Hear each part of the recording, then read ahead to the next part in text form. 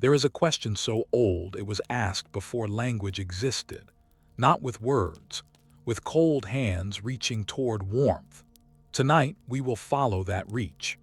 From the first fire a human hand ever sheltered from the wind, to the last light a civilization will ever need. You will watch steam learn to think. You will watch deserts learn to shine. You will watch humanity reach beyond this world and place its hands gently around an entire star. And at the very end of this journey, where even stars have grown quiet, something still burns. This is the story of energy. This is the story of us. Close your eyes for a moment and try to imagine the darkness. Not the darkness of a room with the curtains drawn, not the comfortable dark of a home where somewhere, just beyond a wall, a light still hums and waits for you. Imagine a darkness that has no edges. A darkness that stretches in every direction without apology, without end, without the faintest promise of morning. Imagine a sky that holds no cities, a horizon that carries no glow, a world so thoroughly swallowed by night that the stars above feel not like comfort but like cold, indifferent fire, too far away to matter, too ancient to care. This was the world before fire, and into this world something remarkable happened. Not in a laboratory, not in a palace, not in any place that history would later choose to commemorate with marble or bronze. It happened in the open, somewhere on the long grassy plains, or in the shadow of a forest that no longer exists, where a small group of beings who had not yet learned to call themselves human crouched together against the wind and felt, perhaps for the very first time, the sensation of being warm when the world around them was cold. We do not know exactly when it happened. The estimates shift and change as new evidence surfaces from the patient earth, from caves in South Africa, from ancient hearths buried beneath centuries of quiet sediment. Some say 1 million years ago, some say further back still, but the precise number in the end matters very little. What matters is the feeling. What matters is the moment when one of our ancestors leaned forward and understood, in whatever language the mind spoke before words, that this small dancing light could be kept, that it could be fed, that it was, in some essential way, alive, and that its life could be extended by care and attention, and the offering of dry wood and patient breath. Fire was not simply a tool. Fire was a relationship. And like all the deepest relationships in the long story of our species, it began not with understanding but with wonder. With the kind of stillness that comes when something so far outside ordinary experience arrives so suddenly that the mind simply stops its usual chatter and opens, fully, to receive what is being given. Think of what fire offered to those early gatherers of warmth. It offered light in a world that had known only the cold mathematics of stars. A light that moved, that flickered and swayed and seemed almost to breathe, that painted the walls of caves with trembling orange shadows and made the night feel smaller and the self feel larger. A light that you could sit beside for hours and feel, inexplicably, less alone. It offered heat, which is another way of saying it offered life, because cold at a certain depth is simply another name for the end. The body that cannot stay warm cannot think, cannot move, cannot reach toward anything. Fire drew a circle of survivable temperature around the fragile human form and held that circle steady against all the indifference of the night. It offered protection, because the creatures that shared the darkness with those early humans, the large and patient predators who had evolved over millions of years to move silently through the night, those creatures feared fire in a way that went deeper than reason. The orange light, the snapping warmth, the smell of burning air, all of it said something in a language older than speech, something that the animal brain received as warning and retreated from without question. Fire was a wall built not from stone or wood but from light itself. And then slowly, over generations so long they blur into the texture of geological time, fire began to change us. Not metaphorically, literally. The ability to cook food meant that the human body could extract more energy from the same materials. Softer, more digestible food changed the jaw, the teeth, the gut. The gut, requiring less to do its work, gave energy back to the brain. The brain grew. The brain, growing, began to ask questions. And the questions, once they began, never stopped. So it is not too much to say that fire did not simply warm us. Fire thought us into existence. The communities that gathered around fire began to develop something new, something that no other creature on the planet had yet learned to cultivate. They developed shared time. Because fire needs tending, someone must stay awake while others sleep. Someone must watch the embers and know when to add wood and when to let the slow breath of the flame subside into glowing coal. This watching, this patient attendance, created something extraordinary.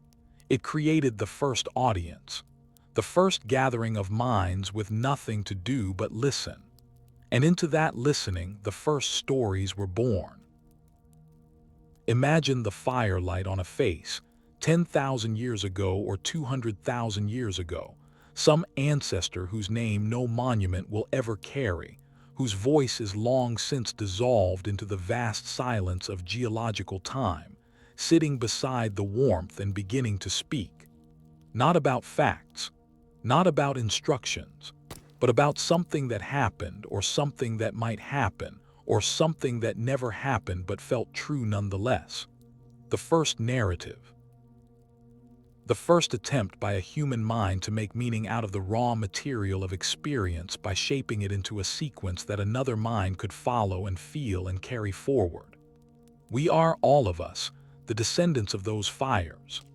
Every story ever written, every song ever sung, every piece of music that has ever moved you in the quiet of a late night, all of it traces back, in some unbroken and luminous line, to a circle of people in the dark, leaning toward warmth, listening. For most of human history, fire remained exactly this: a companion, a teacher, a slow and patient partner in the long work of survival. Wood was its food, and wood was everywhere, and the relationship between human hands and the burning of it was intimate and immediate in a way that would become, over the centuries, increasingly difficult to feel. You gathered the wood yourself. You felt its weight.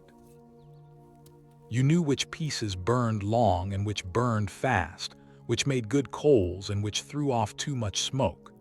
You carried it home and arranged it with care. You struck your flint or spun your bow drill and coaxed the first small smoke into the first small flame and nursed that flame with the patience of something that understood, at a cellular level, what darkness meant when it returned. This was energy at the scale of the body. One person, one fire, one night at a time.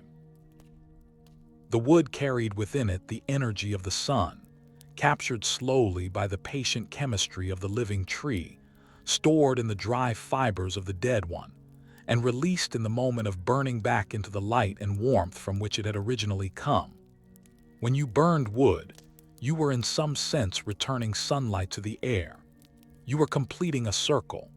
You were participating, knowingly or not, in one of the oldest and most elegant exchanges the natural world has ever devised.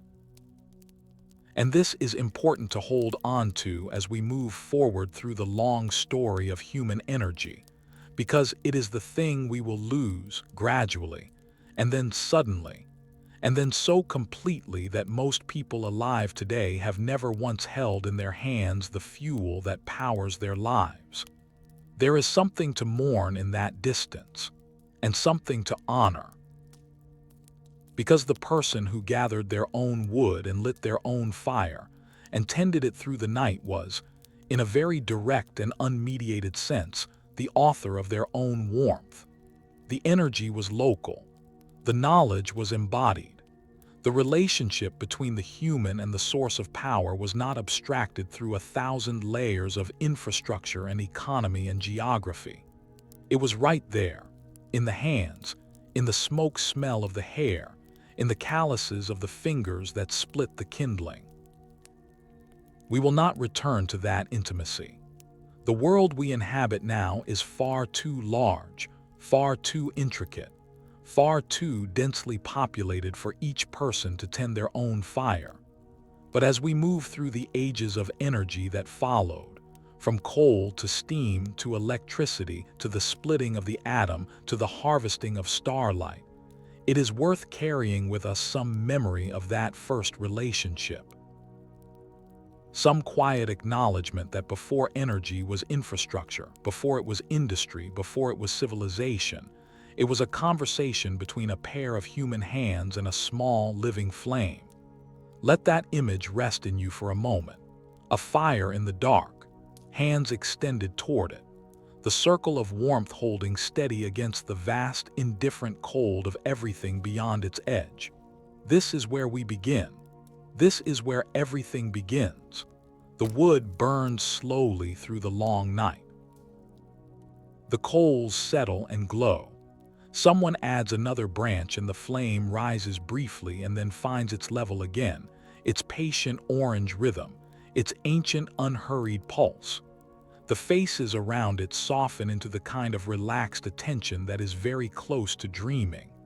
Outside the circle, the world is enormous and dark and full of unknown distances.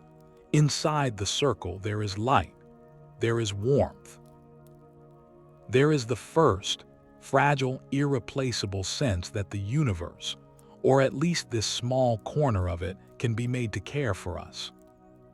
And that sense, that intuition, that reaching of the cold hand toward the warm light, is the seed of everything that follows.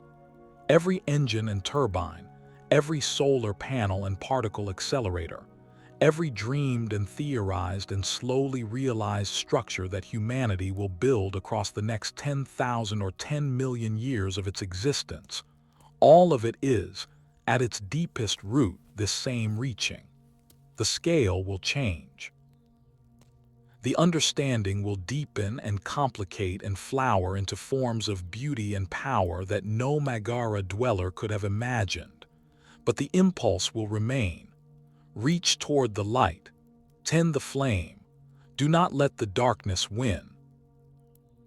And so the fire burns on, through the long prehistory of the species, through the slow and patient centuries of the Neolithic, through the first villages and the first cities and the first religions that named the sun a god because they understood, at a level deeper than theology, that it was the source. It burns through the Bronze Age and the Iron Age and the long classical centuries when great civilizations rose and shone and subsided back into the earth, leaving their stones and their stories as messages to the future. It burns in the hearths of medieval homes, warming the hands of people whose lives were shaped by seasons and weather, and the length of the day in ways that feel almost unimaginable now. It burns in the forges of blacksmiths and the kilns of potters and the lanterns of scholars who sat late into the night, bending close to the flame, reading words that other scholars had written by other flames in other centuries. Wood. Always wood. The ancient and patient gift of the photosynthesizing tree, storing centuries of captured sunlight in the slow architecture of its rings, waiting to give it back in the moment of burning. It was enough for a very long time. It was enough to keep the cold at bay, to cook the food, to fire the pottery and smelt the metal and light the way through the darkness of the early hours. It was enough to power a civilization of a certain scale, a civilization that moved at the pace of wind and muscle and seasonal rhythm, a civilization whose energy demands were modest because its ambitions, at least in the energetic sense, were still bounded by what a human body could do and what a forest could provide. But then something shifted, not overnight, Not in a single dramatic moment of invention or discovery, though there were moments, and we will come to them. But gradually, accumulating pressure over decades and then centuries, the demands of a growing human world began to press against the limits of what wood and muscle and wind and water could provide. The forests were large, but they were not infinite. The wind was free, but it was not reliable. The rivers could turn a mill wheel, but they could not move an army of machines. Something was needed that had more energy per weight, more power per volume, more intensity per moment than anything the surface of the earth had yet offered. Something was sleeping under the ground, something very old, something that had been accumulating in darkness and pressure and geological patience for hundreds of millions of years. And when we found it, really found it in the way that means not just discovery but use, when we learned to pull it from the earth in quantities that matched the scale of our ambitions, the world would never be the same again. But that is the next part of the story. For now, let the fire burn. Let the wood crackle and settle in its ancient way. Let the smoke rise in its slow spiral toward a sky that holds no satellites, no city glow, no trace of everything that is coming. Let the faces around the fire be soft and warm and untroubled by the future. Let this moment last a little longer, because it is beautiful in its way. This small circle of light in the enormous dark, this first and simplest answer to the oldest question the species ever asked. How do we stay warm? How do we hold back the night? The fire answers. It always answers. And in its answer, everything else is already waiting.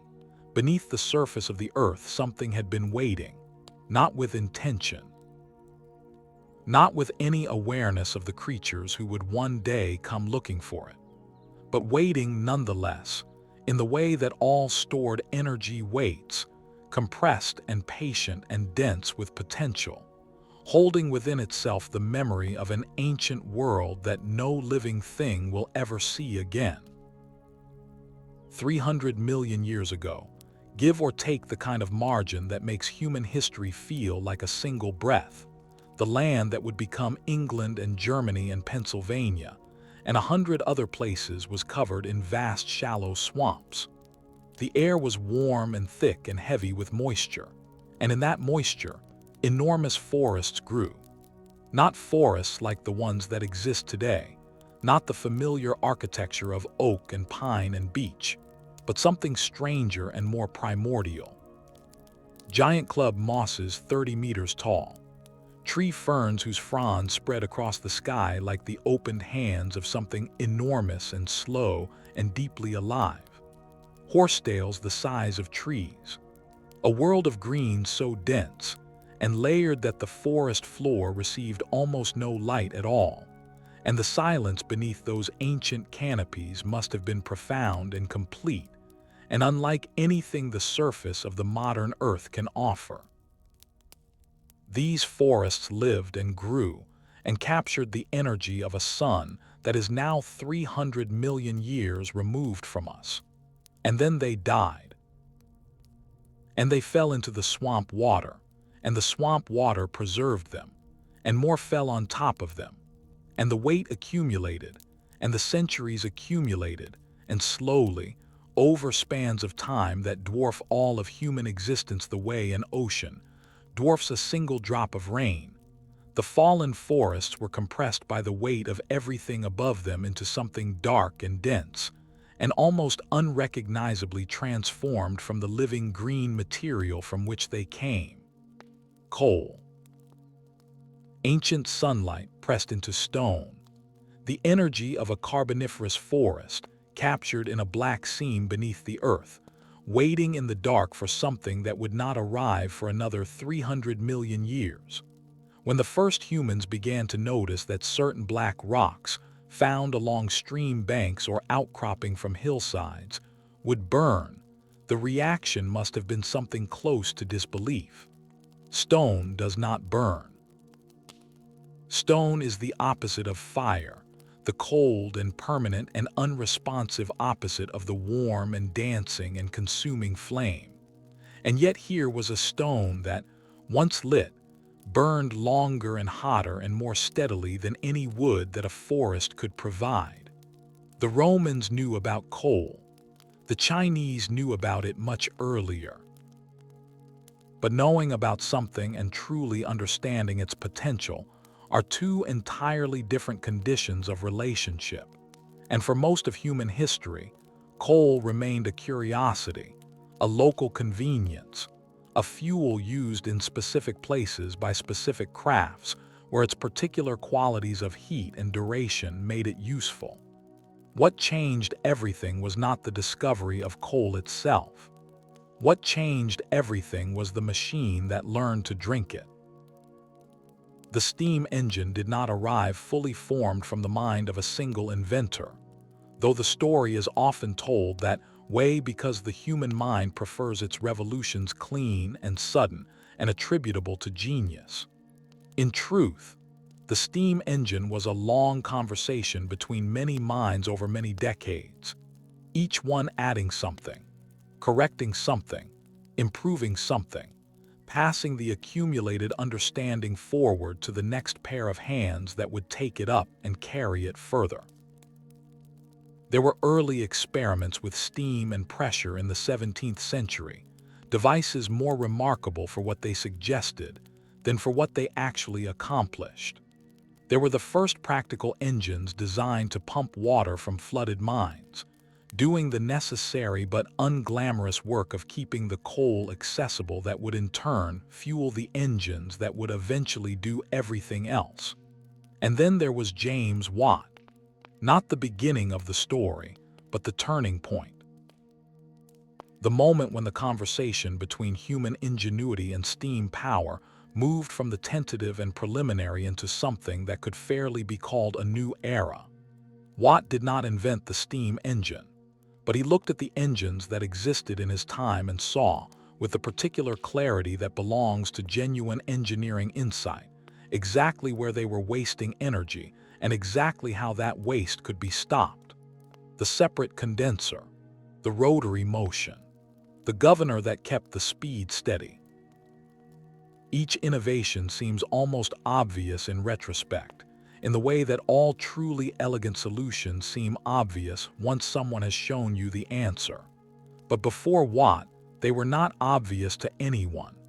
They were waiting in the space between what existed and what was possible, and it took the specific texture of his mind to reach into that space and pull them out. With Watt's improvements, the steam engine became something new, not just a pump, not just a device for solving the specific problem of flooded mines, but a general-purpose converter of fuel into motion, a machine that could, in principle, do any work that required mechanical force, and do it faster and more reliably, and on a far larger scale than any arrangement of human or animal muscle had ever managed.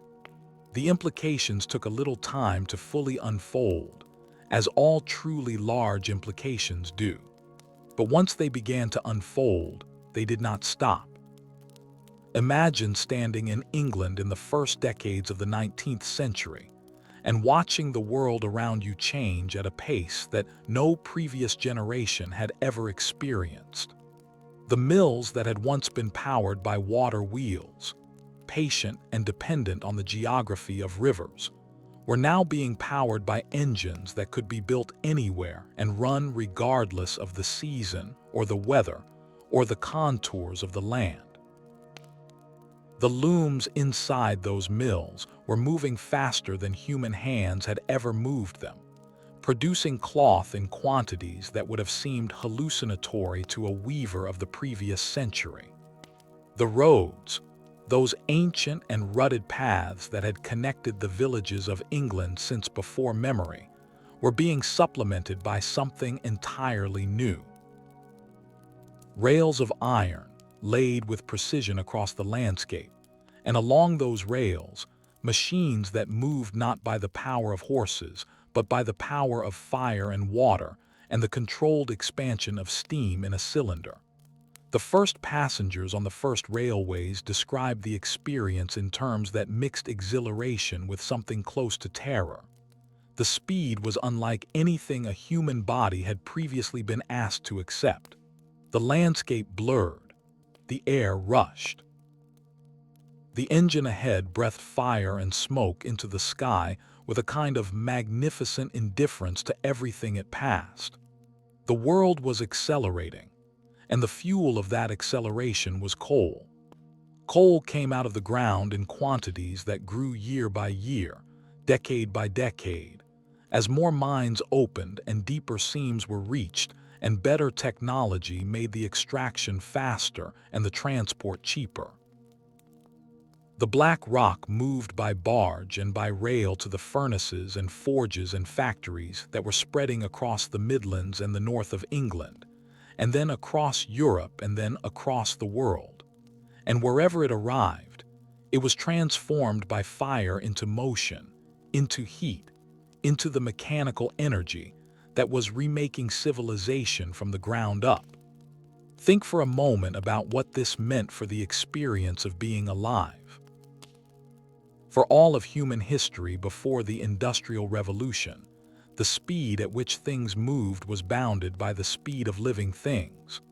A horse could carry you faster than you could walk. A ship with full sails could move faster than a horse, but nothing could move faster than what muscle and wind and current could provide. The world had a natural maximum speed, and that speed shaped everything about how people lived and thought and related to distance and time. When a letter took 2 weeks to travel from London to Edinburgh, London and Edinburgh were genuinely, experientially far apart in a way that went beyond mere geography. When a journey of 200 miles required several days of travel, the person who arrived at the destination had passed through a real and tangible interval of time and space, had experienced the gradual transition from one place to another, had arrived changed by the distance in some subtle way. The railway abolished all of that.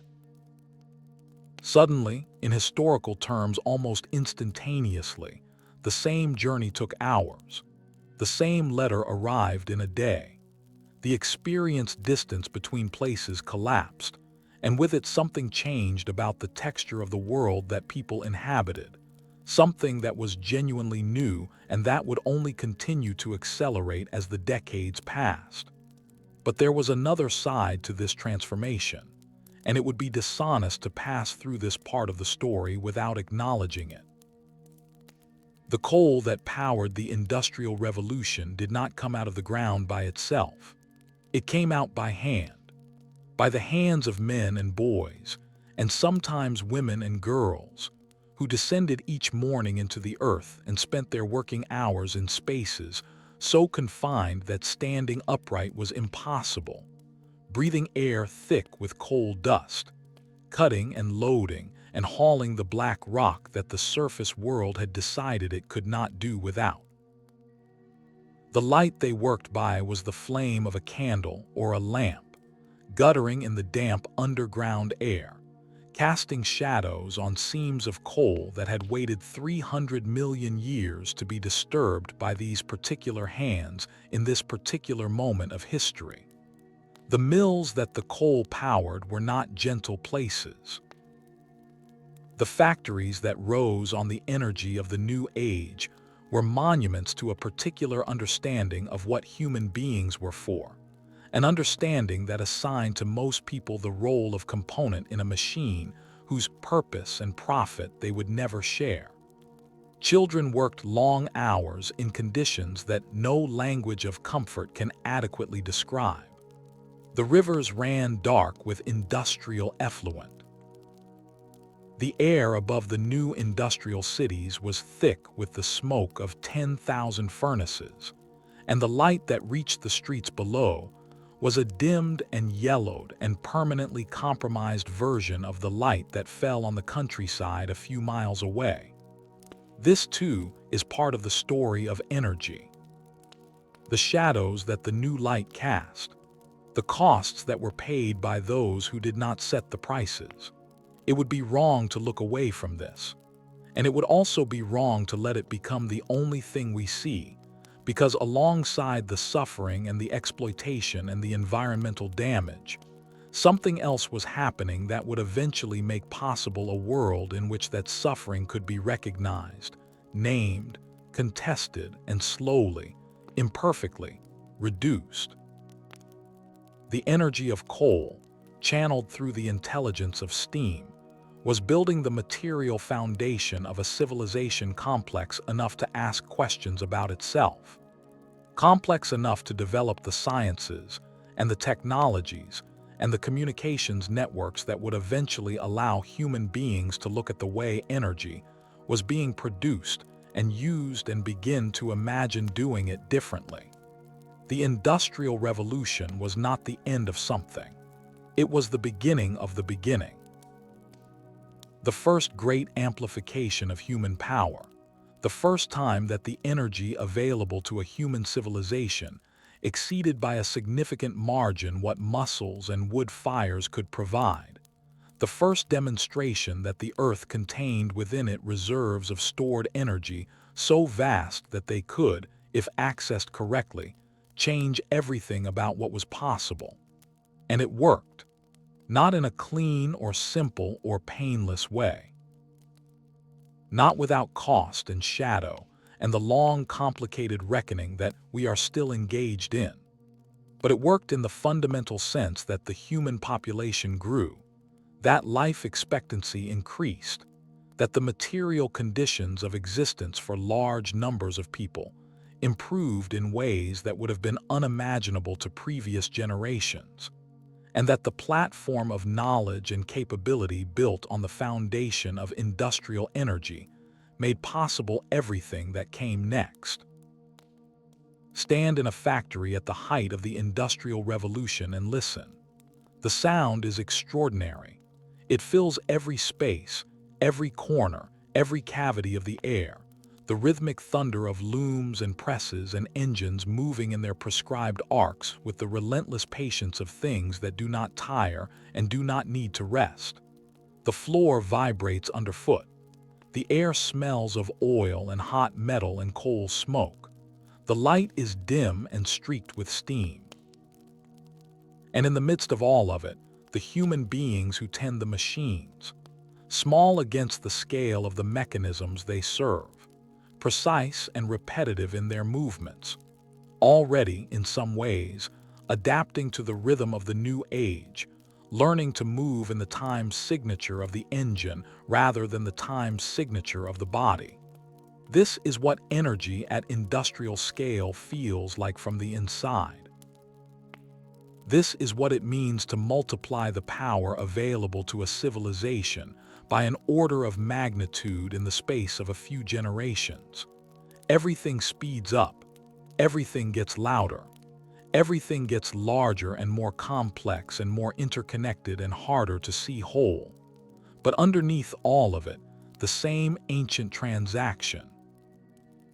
Sunlight captured long ago by living things, released now through fire, transformed by the genius of engineering into motion and heat, and the forward movement of a civilization that is only beginning to understand what it is capable of.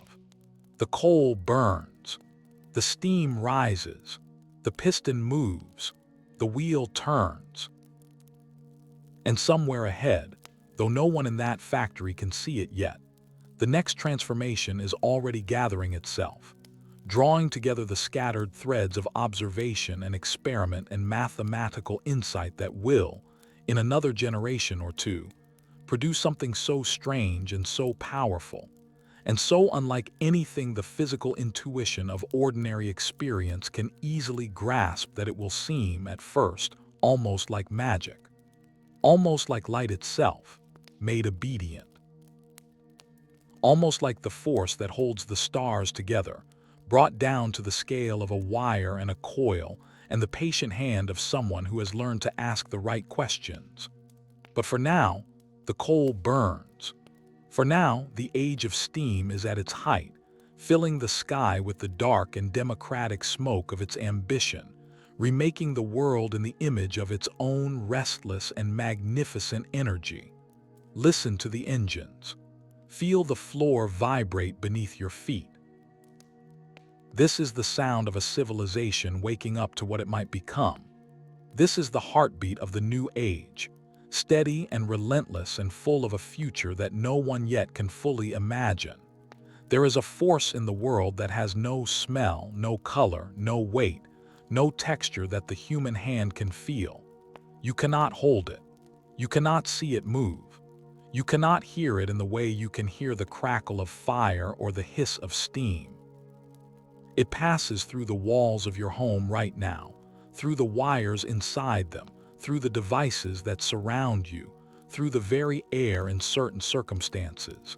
And it does all of this without announcing itself, without demanding attention, without any of the dramatic theatrics of fire or the muscular presence of a steam engine at full pressure. And yet it is, of all the forms of energy that humanity has learned to harness, the most intimate, the most immediate, the most deeply woven into the fabric of daily life in the modern world.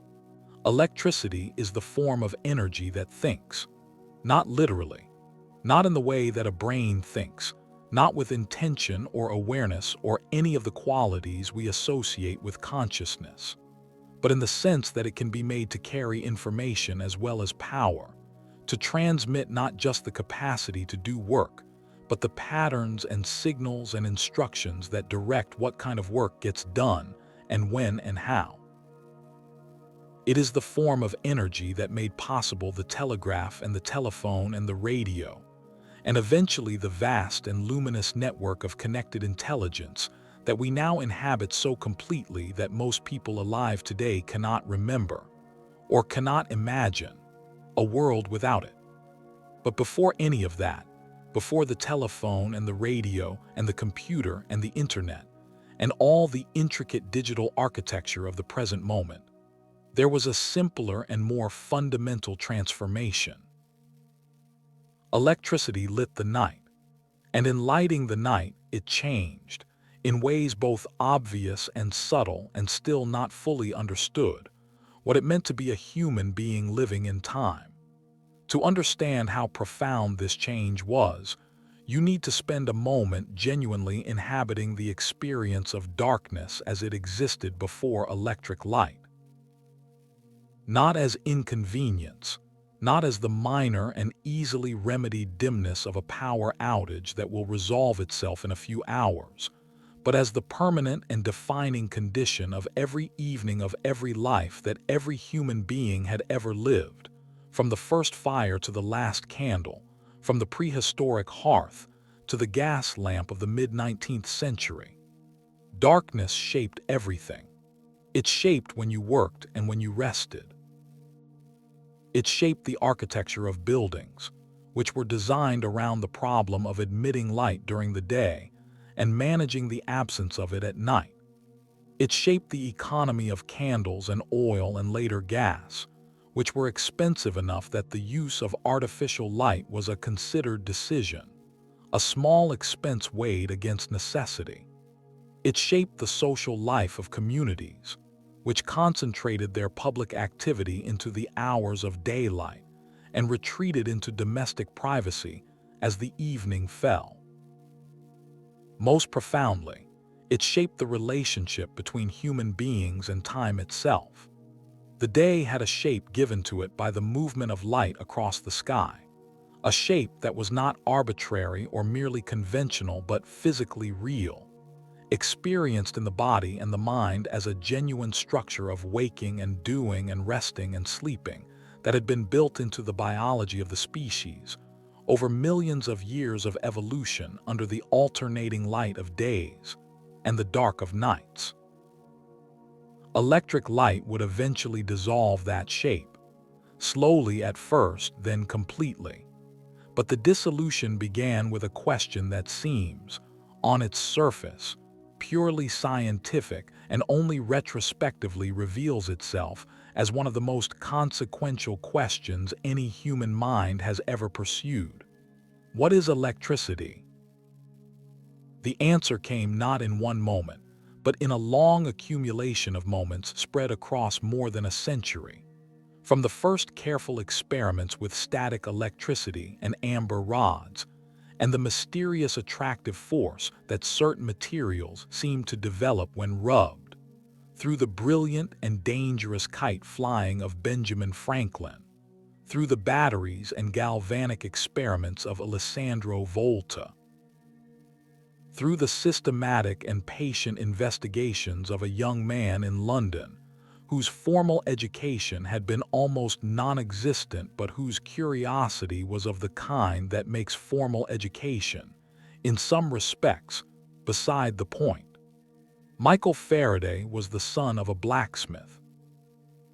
He grew up poor in London at the end of the 18th century, and the education available to him was whatever he could find for himself, which turned out to be considerable, because the mind he brought to his self-education was one of the most remarkable scientific minds of the 19th century.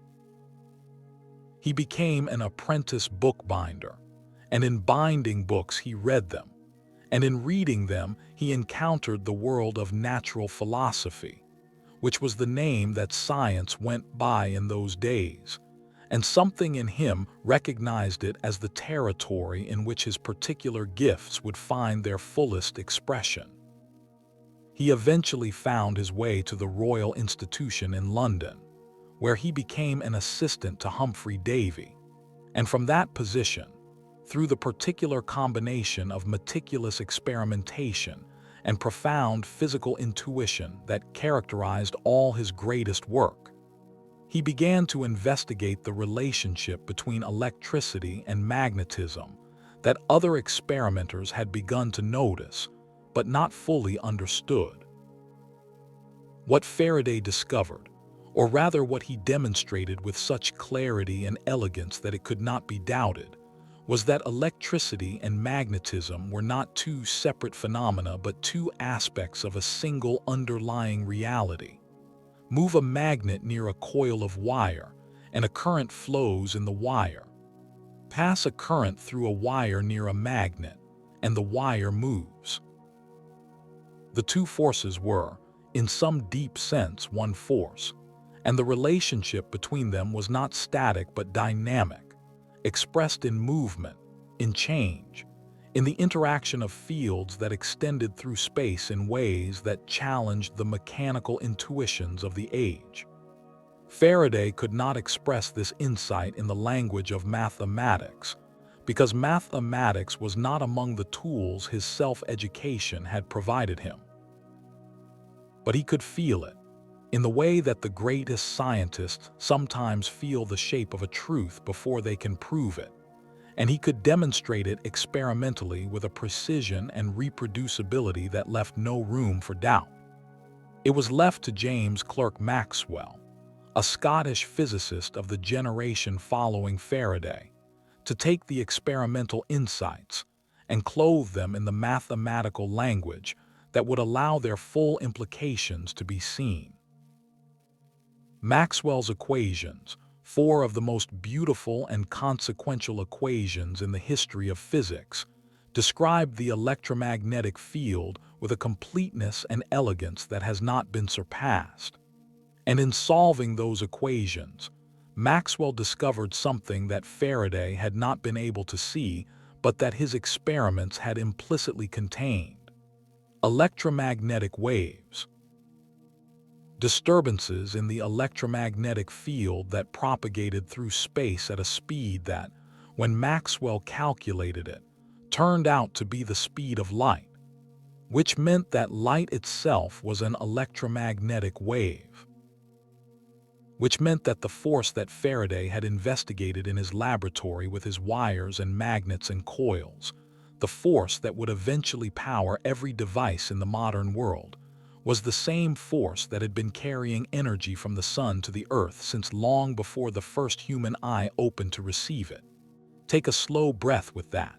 The light of a fire, the current in a wire, the radio waves carrying music through the air, the X-rays passing through living tissue, the infrared warmth of a body. the ultraviolet light that tans the skin in summer. All of them the same thing, the same force, the same fundamental phenomenon of the universe expressing itself across an enormous range of frequencies and wavelengths, all of them traveling through space at the same extraordinary speed, all of them instances of a single reality that Maxwell had managed, with 4 equations on a piece of paper, to describe completely. This was one of the deepest unifications in the history of science. And it was the theoretical foundation on which the practical transformation of the world would be built. Because once it was understood that electricity could be generated by moving a conductor through a magnetic field, the generator became possible. And once the generator was possible, the possibility of producing electricity, not just in small quantities for laboratory experiments, but in vast quantities for general use, became something that engineers and entrepreneurs and visionaries of various kinds began to reach toward. The reaching took several forms simultaneously, and some of them were more competitive than others. Thomas Edison was not the inventor of the incandescent light bulb, in the sense that he created the concept from nothing.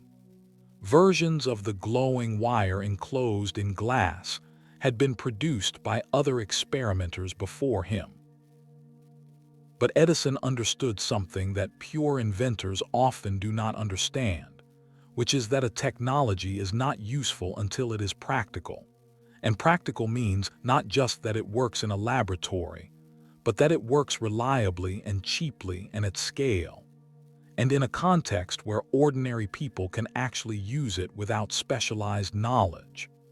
He worked with extraordinary systematic intensity on every element of the problem simultaneously. The filament material that would glow without burning out too quickly, the vacuum inside the glass that would allow it to glow at all, the socket and the switch and the wire and the generator that would deliver current to it. The entire system, from power source to light source, designed as an integrated whole rather than as a collection of independent components. When Edison demonstrated his electric light system in Menlo Park in 1879, showing journalists and observers a string of lights glowing steadily along the road outside his laboratory, the reaction was something close to wonder. Not because the lights themselves were more beautiful than the gas lamps they were eventually going to replace, because in the early days they were not, but because of what they implied. Because of the sense that a barrier had been crossed, that something previously impossible had become real, that the darkness which had been the permanent condition of every evening since the beginning of human time was, for the first time, genuinely negotiable. The Edison system used direct current, which had certain practical limitations in terms of how far electricity could be transmitted without significant loss. It was here that a second figure entered the story, one whose contributions would eventually prove even more fundamental, though the circumstances of his life would prevent him from receiving anything like the recognition that Edison accumulated. Nikola Tesla had arrived in America from Serbia with almost nothing, a few cents, some drawings, and a mind that operated at a frequency that most of his contemporaries found difficult to follow. He had worked briefly for Edison, and then departed acrimoniously to pursue his own vision of how electrical power should be generated and distributed. That vision centered on alternating current, a form of electricity that reversed its direction of flow many times per second, and that could, through the device of the transformer, be stepped up to very high voltages for long-distance transmission, and stepped back down again at the point of use. This made it possible to build large generating stations at waterfalls or coal mines, and transmit the power they produced over long distances to the cities and factories that needed it. The contest between these two visions, direct current and alternating current, was one of the more dramatic episodes in the history of technology, marked by public demonstrations and competing claims and the kind of personal animosity that serious disagreements about consequential questions sometimes generate between serious people. Alternating current won, not because of the drama or the personal contest, but because physics favored it for the practical problem of distributing power at scale. The transformer was the key, and the transformer only worked with alternating current, and the ability to transform voltages was the ability to move power efficiently over the distances that a modern electrical grid required. The grid itself was a new kind of thing in the world. It was not a machine in the traditional sense, not a device you could point to and say, "There it is, that is the thing."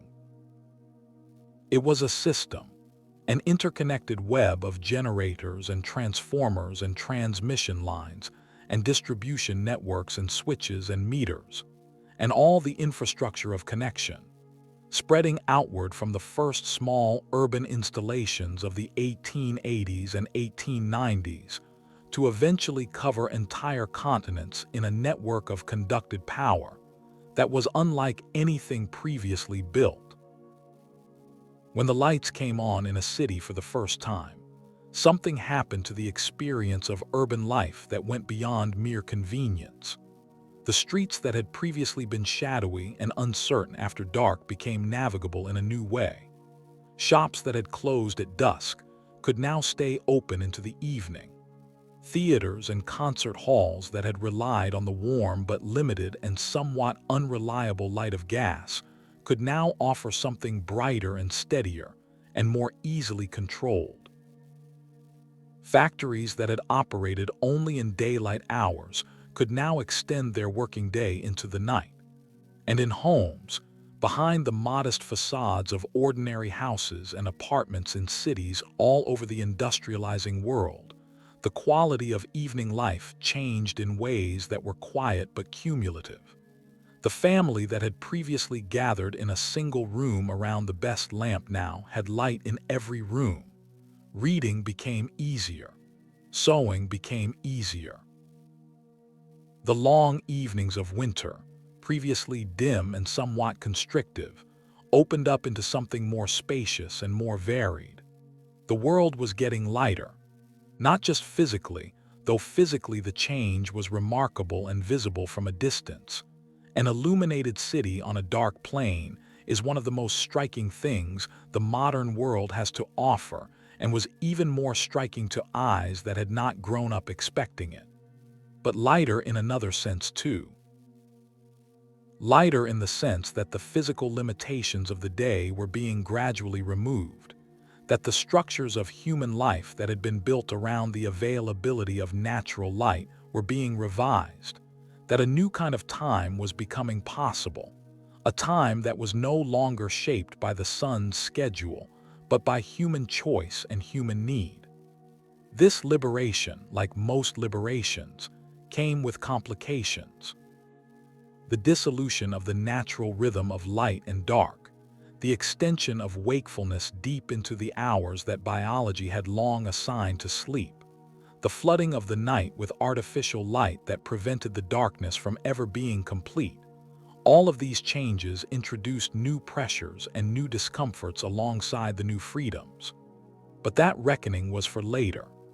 In the first years of electric light, in the cities and towns where the grid was just arriving, what people felt was mostly wonder.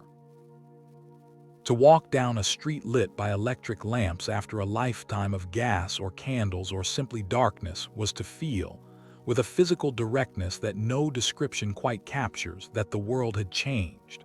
That something impossible had become ordinary. That the human capacity to reshape the terms of existence had just demonstrated itself in one of its most visible and most beautiful forms.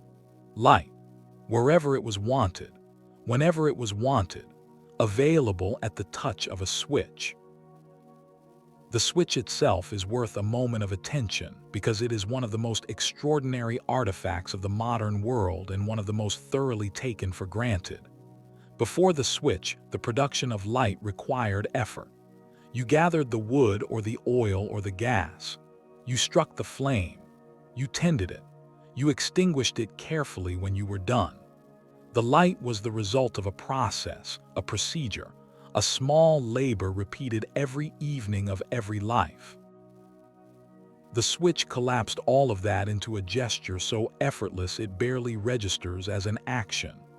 A fraction of a second, the lightest pressure of a finger, and the darkness becomes light instantly, completely, without smell or heat or any of the sensory accompaniments of fire.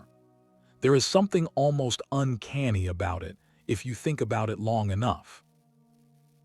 The vast infrastructure of generation and transmission and distribution that makes the switch possible is entirely invisible, entirely elsewhere, entirely removed from the moment of experience. All you have is the gesture and the result, the cause and the effect with everything in between hidden away. This invisibility would become one of the defining characteristics of modern energy, the growing distance between the human being and the source of power.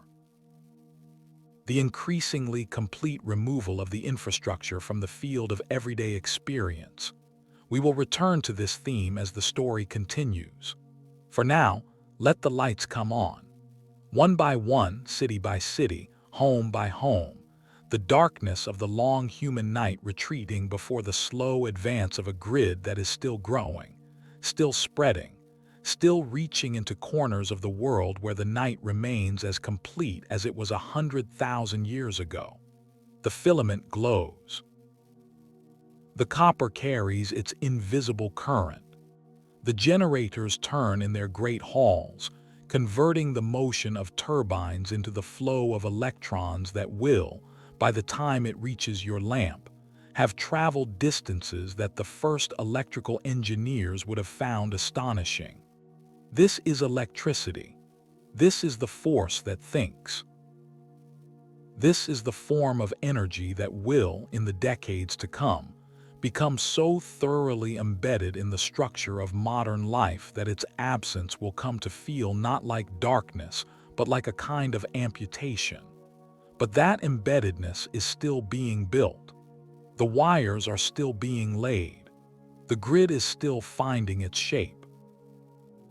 And in laboratories and workshops and the minds of engineers who have understood that this new force is only beginning to show what it can do, the next applications are already being imagined. The motor, the telephone, the radio, the long chain of invention that leads, step by patient step, from Faraday's coil and Maxwell's equations to the device in your pocket that connects you, in real time, to every other connected mind on the planet. It all runs on this, the invisible current in the wire. The force that has no smell, no color, no weight. The energy that thinks. Deep beneath the surface of the earth, in the dark spaces between layers of ancient rock, something else had been waiting.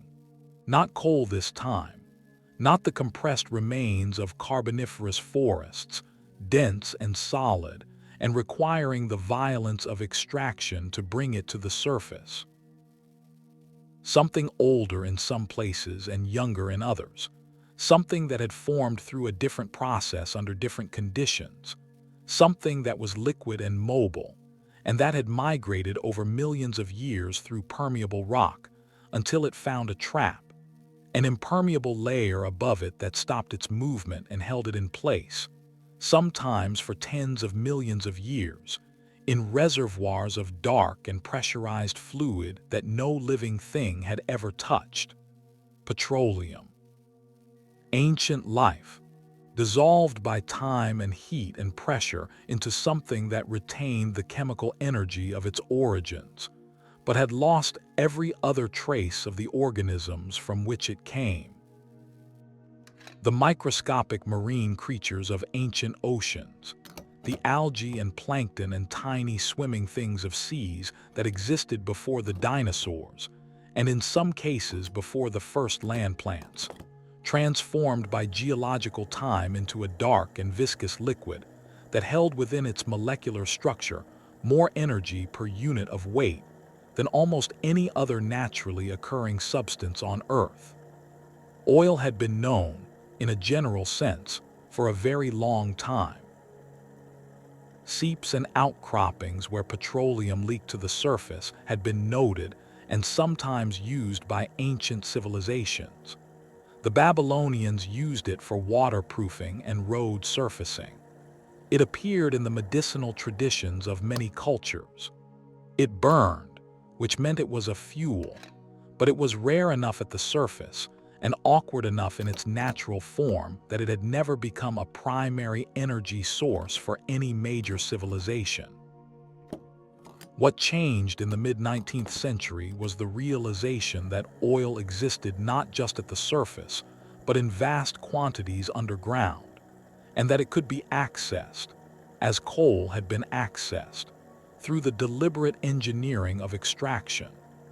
The first successful oil well, drilled in Pennsylvania in 1859 by Edwin Drake, was in many ways less dramatic than the moment it eventually gave rise to. Drake himself died poor, uncelebrated, having failed to capitalize on the thing he had demonstrated was possible. But what was possible, once demonstrated, does not stay unnoticed for long.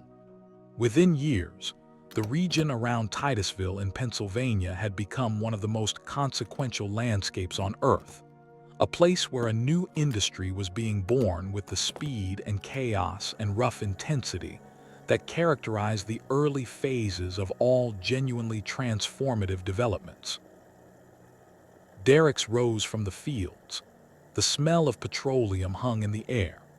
Fortunes were made and lost with a rapidity that had no precedent in the measured economy of agriculture, or even the somewhat more volatile economy of the earlier industrial age.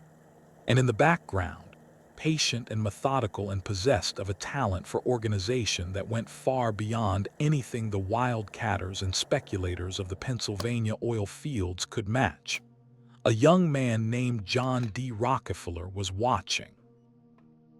Rockefeller understood something about oil that most of his contemporaries did not yet see. He understood that the value was not primarily in the extraction, where chaos and competition made consistent profit difficult, but in the refining and distribution, where the application of systematic organization and scale could create something approaching control.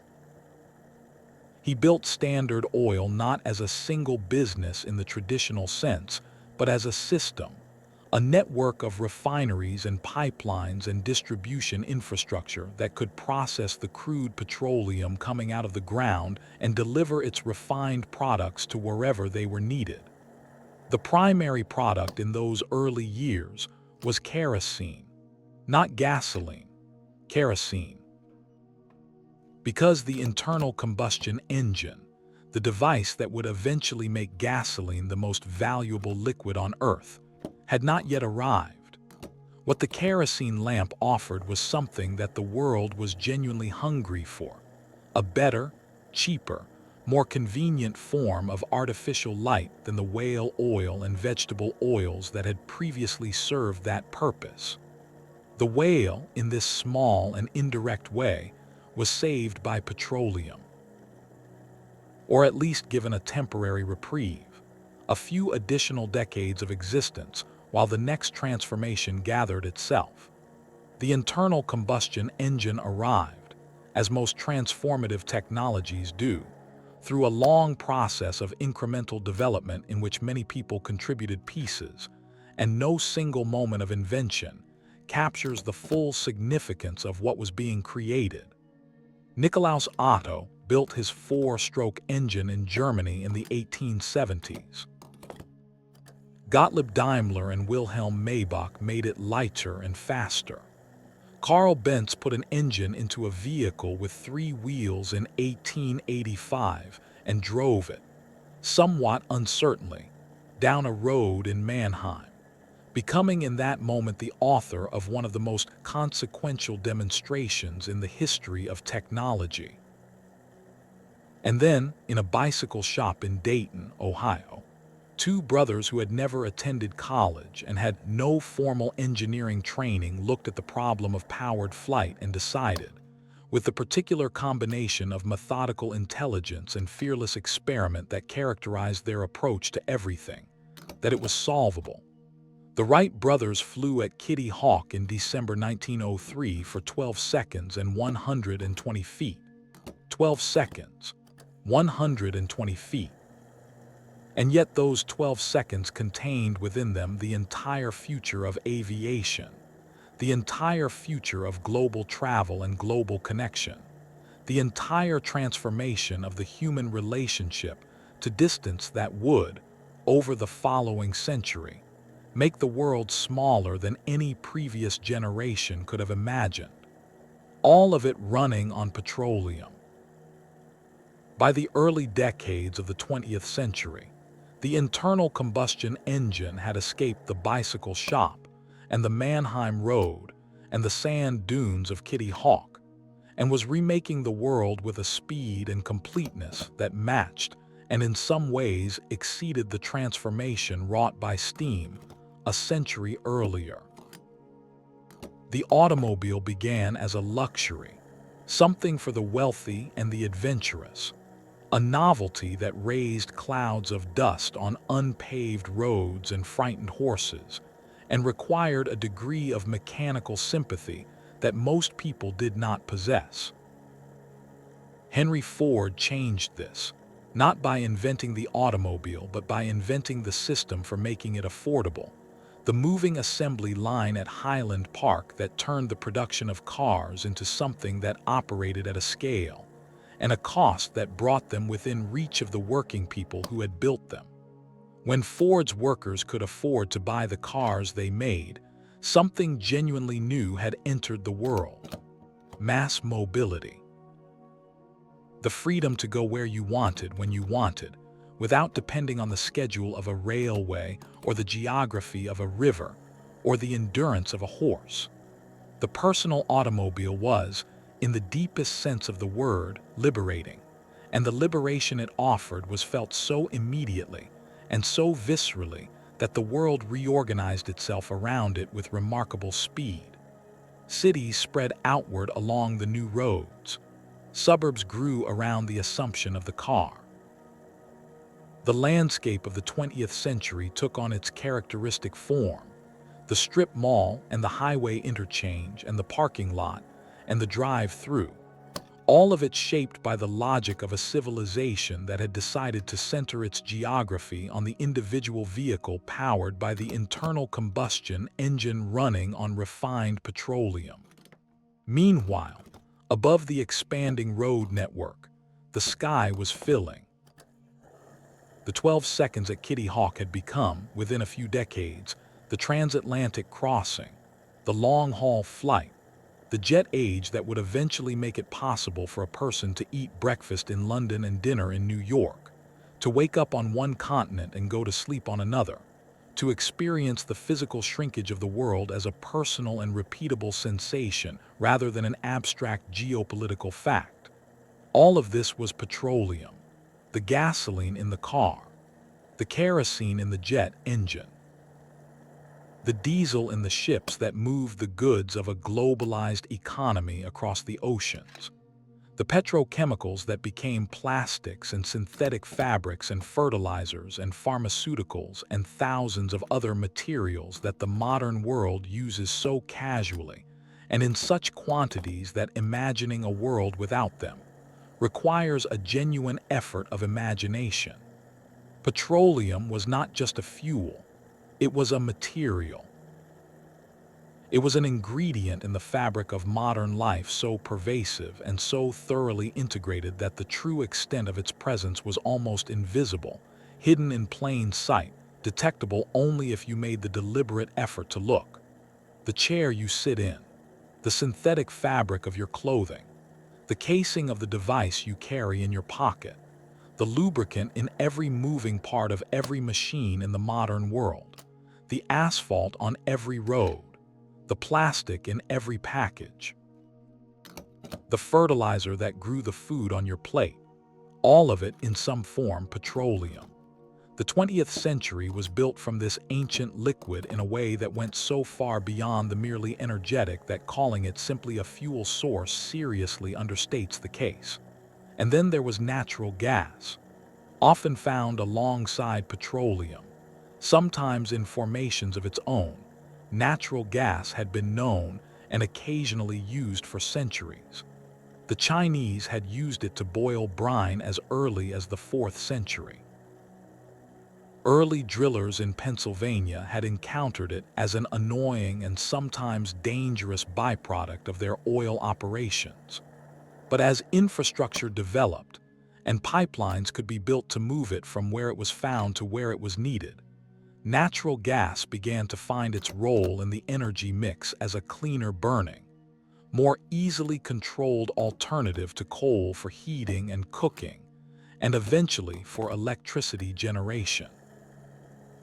The pipeline network that grew to carry natural gas across continents was another of the great invisible infrastructures of the modern world, a system of extraordinary scale and complexity that moved enormous quantities of energy through underground channels that most people who depended on it had never seen and rarely thought about. This invisibility was, by the mid-20th century, becoming the defining characteristic of modern energy. You pressed a button and the car started. You turned a dial and the stove lit. You flipped a switch and the light came on. You turned a knob and the house was warm. At no point in any of these interactions did you have any direct relationship with the source of the energy involved. At no point did you handle the fuel, tend the flame, manage the combustion. The entire system from extraction to delivery was managed by an infrastructure so thoroughly removed from daily experience that it might as well have been magic. This was abundance. Genuine, extraordinary, historically unprecedented abundance of energy, available at a cost that would have seemed fantastical to any previous generation. And it came with a shadow. The shadow had been visible for a long time to anyone who chose to look for it. The carbon dioxide produced by burning petroleum and natural gas was accumulating in the atmosphere, trapping heat, slowly and then less slowly altering the thermal balance of a planetary system that had been relatively stable for the entirety of human civilization. The scientists who first described this effect in the 19th century were not ignored exactly, but they were not heard in the way that the scale of the problem demanded. The world was too much in love with its abundant energy to easily receive the news that the abundance came at a cost that would be paid not by the present, but by the future, not by those who enjoyed the warmth and the mobility and the material comfort, but by those who would inherit the altered atmosphere. There is a quality to this that deserves quiet acknowledgement rather than condemnation. The people who built the petroleum civilization were not, in the main, malicious. They were hungry for comfort and mobility and the reduction of the ancient hardships that had shaped all previous human life. They were solving real problems with the best tools available to them. The problems they were in the process of creating were genuinely difficult to see, genuinely distant from the immediate experience of the daily life they were improving. And the civilization they built, for all its costs and complications and the long reckoning it created, was in many respects one of the most remarkable achievements in the history of the species. The reduction in poverty, the increase in life expectancy, the shrinkage of physical distance, the democratization of mobility, the material abundance that reached, unevenly but genuinely, to more people than any previous economic arrangement had managed to include. It was real. It was valuable. It was also not the end of the story, because the shadow was growing. And somewhere, in the minds of engineers and scientists and dreamers who had looked at the sky on a clear day and understood that there was more energy arriving from that direction every hour than the entire human civilization used in a year, a different kind of answer was beginning to take shape. An answer that did not require the ancient stored sunlight of petroleum and coal. An answer that worked with the sunlight arriving right now, in the present moment, in the living present of the current day. An answer that the wind already knew. An answer that the river had been offering patiently for as long as there had been rivers. But before those answers could be heard clearly, the 20th century had one more gift to offer, one more source of energy, one more way that human beings had found to reach into the fundamental structure of matter and release what was waiting there. Something so powerful, so strange, so far outside the ordinary vocabulary of heat and combustion and mechanical force that it required, when it was first demonstrated, an entirely new language to describe. The language of the atom. But that too is for another moment. For now, let the engines run. Let the highways carry their millions of small moving lights through the long nights of the petroleum century. Let the jets draw their white lines across the sky.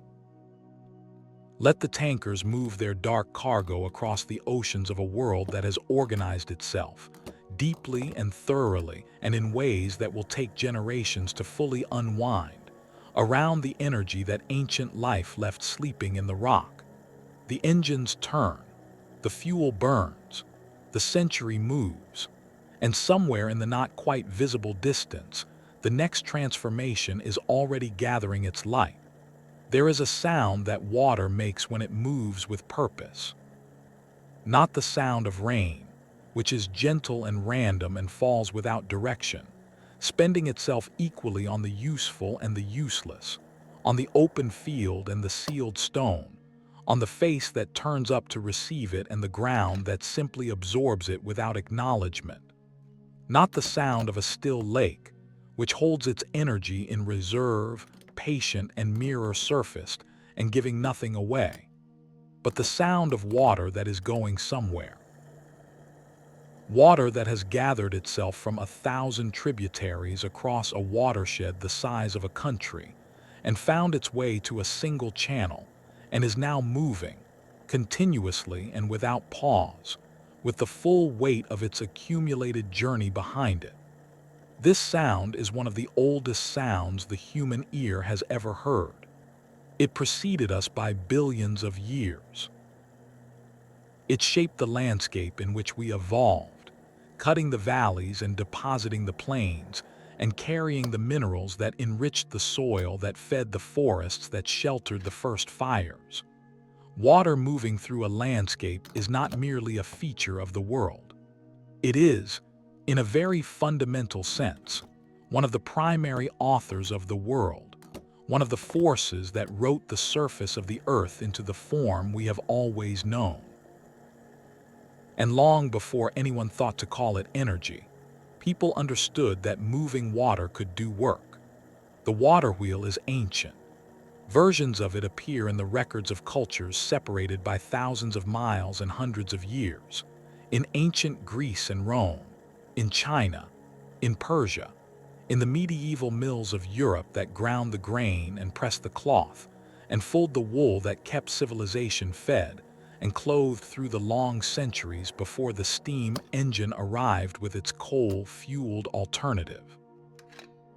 The water wheel was reliable in a way that few things in the pre-industrial world were reliable. It did not tire. It did not need to eat. It worked through the night while the miller slept.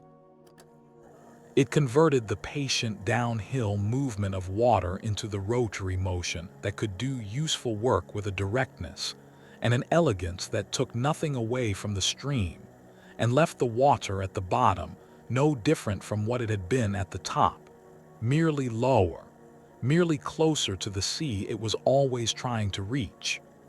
This was energy that came from the sky, or more precisely, energy that came from the sun, because it is the sun that drives the water cycle, lifting moisture from the ocean surface, carrying it inland in clouds, releasing it as rain and snow on the high ground from which it finds its way back to the sea. Every watermill was, in the deepest sense, a solar-powered device.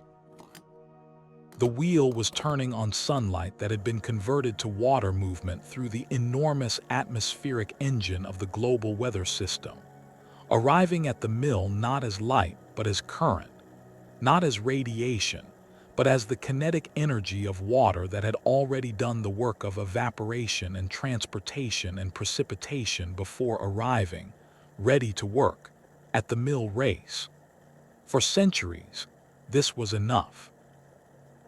Not enough to power a civilization of industrial ambitions, not enough to run the machines that the 19th century was beginning to dream about, but enough to do the specific work that needed doing at the specific places, where rivers ran reliably and millers could build. The transformation of water power from the modest and local to the vast and centralized waited for two developments that arrived together in the second half of the 19th century. The first was the electrical generator, which meant that the rotary motion of a water turbine could be converted not just into mechanical work at the site of the wheel, but into electrical current that could be transmitted over wires to wherever it was needed. The second was the dam, and more specifically the large dam, the kind of engineering structure that could hold back not just a mill stream but an entire river, creating a reservoir of stored potential energy that could be released in a controlled and continuous flow to drive turbines of a scale and power that no mill wheel had ever approached. The combination of these two developments created hydroelectric power, and hydroelectric power created something that had not previously existed in the world of energy production. It created a source of electricity that was renewable, meaning that it did not consume a finite stored resource, but worked with an ongoing flow that the sun continuously replenished. It created a source that was controllable, meaning that the flow through the turbines could be increased or decreased in response to demand. And it created a source that, once built, operated at very low cost, because the water was free and the fuel was gravity and the sun. The great dams of the 20th century were among the most ambitious engineering projects ever undertaken. The Hoover Dam, completed in 1936 on the Colorado River, rose 121 meters from the canyon floor and contained enough concrete to pave a road from San Francisco to New York. When it was finished, it was the largest hydroelectric facility in the world and the largest structure that human beings had ever built. Standing at its base and looking up at the curved face of gray concrete holding back the blue of Lake Mead, you could feel, in a way that required no technical knowledge to access, the scale of what had been accomplished, the sheer audacity of the gesture, the decision to say, here is a river that has been flowing through this canyon for millions of years, and we are going to stop it, hold it, make it serve us. There is something in this that deserves to be felt in two directions at once. The achievement is real, and it is magnificent. The energy that flows from such a dam is clean in the sense of producing no combustion products, reliable in the sense of being available whenever the reservoir holds water, and renewable in the sense of depending on a water cycle that the sun will continue to drive for as long as the sun burns. The electricity generated by a large hydroelectric facility can power millions of homes and factories and the infrastructure of a modern civilization without producing a gram of carbon dioxide in the process. And the cost is also real. A dam does not merely stop a river. It transforms a river into a lake. It submerges the valley above it, the canyon and its ecology, and in many cases the communities that have lived along the river for generations. It changes the temperature and the chemistry of the water below it. It interrupts the flow of sediment that rivers normally carry to the sea, altering the deltas and coastlines downstream in ways that take decades to fully manifest. It prevents the fish that depend on river access for their reproduction from completing the journeys that have shaped their biology over millions of years. The river that ran free before the dam was not merely a physical feature. It was a living system. And the transformation of a living system into an energy production facility, however clean that facility may be in the narrow sense of carbon emissions, is not a transformation without consequence. This is a tension that will not be resolved in this telling. It is a tension that runs through all of human energy history, the conflict between what power requires and what the natural world needs, between the legitimate hunger of a civilization for the energy to sustain its ambitions, and the equally legitimate claims of the ecosystems that share the planet with that civilization, and that have been sharing it for very much longer. Hold that tension gently as we move forward. It will accompany us through every subsequent form of energy we encounter. Because the search for power that is truly clean, truly harmless, truly without cost to the living world, is one of the defining quests of the present moment in human history, and we have not yet found a perfect answer. We have found better answers. We have found answers that are so much less harmful than what they replace that the comparison is genuinely meaningful. But we have not yet found an answer without shadow. Let us allow the water to keep moving. The turbines turn in their cool chambers at the base of the great dams. The water passes through them and emerges on the other side, unchanged in its nature, diminished only in its elevation, its potential energy converted to the rotary motion that spins the generator that produces the current that travels through the wire to the light that is on in your home right now. The sun lifted this water from the ocean. The rain carried it to the mountains. The river brought it here. And here, at this point of passage, its long journey from ocean to sky to mountain to valley yields the electricity that makes this moment possible. There is something circular and something beautiful about this. And then there is the wind. The wind has been working for longer than we have been watching it. Long before the first sail was stretched across the first mast on the first vessel that a human mind designed to move across water, the wind was doing work. It was shaping coastlines and moving sand and carrying seeds across distances that no creature could walk, connecting ecosystems and pollinating plants, and distributing the genetic material of species across the face of a planet that would have been very different without it. When human beings learned to catch the wind in cloth and use its energy to move a vessel across the surface of the water, it was one of the most consequential technological moments in our history. Not because it was complicated, because the principle is straightforward enough that children discover it independently in the form of holding out a jacket as they run, but because of what it made possible. Wind-powered sailing made the ocean crossable. It made trade possible across distances that walking or rowing could never have served.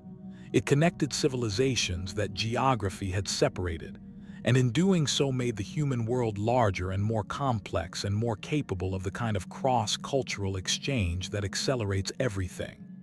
The windmill on land came somewhat later and served a different purpose.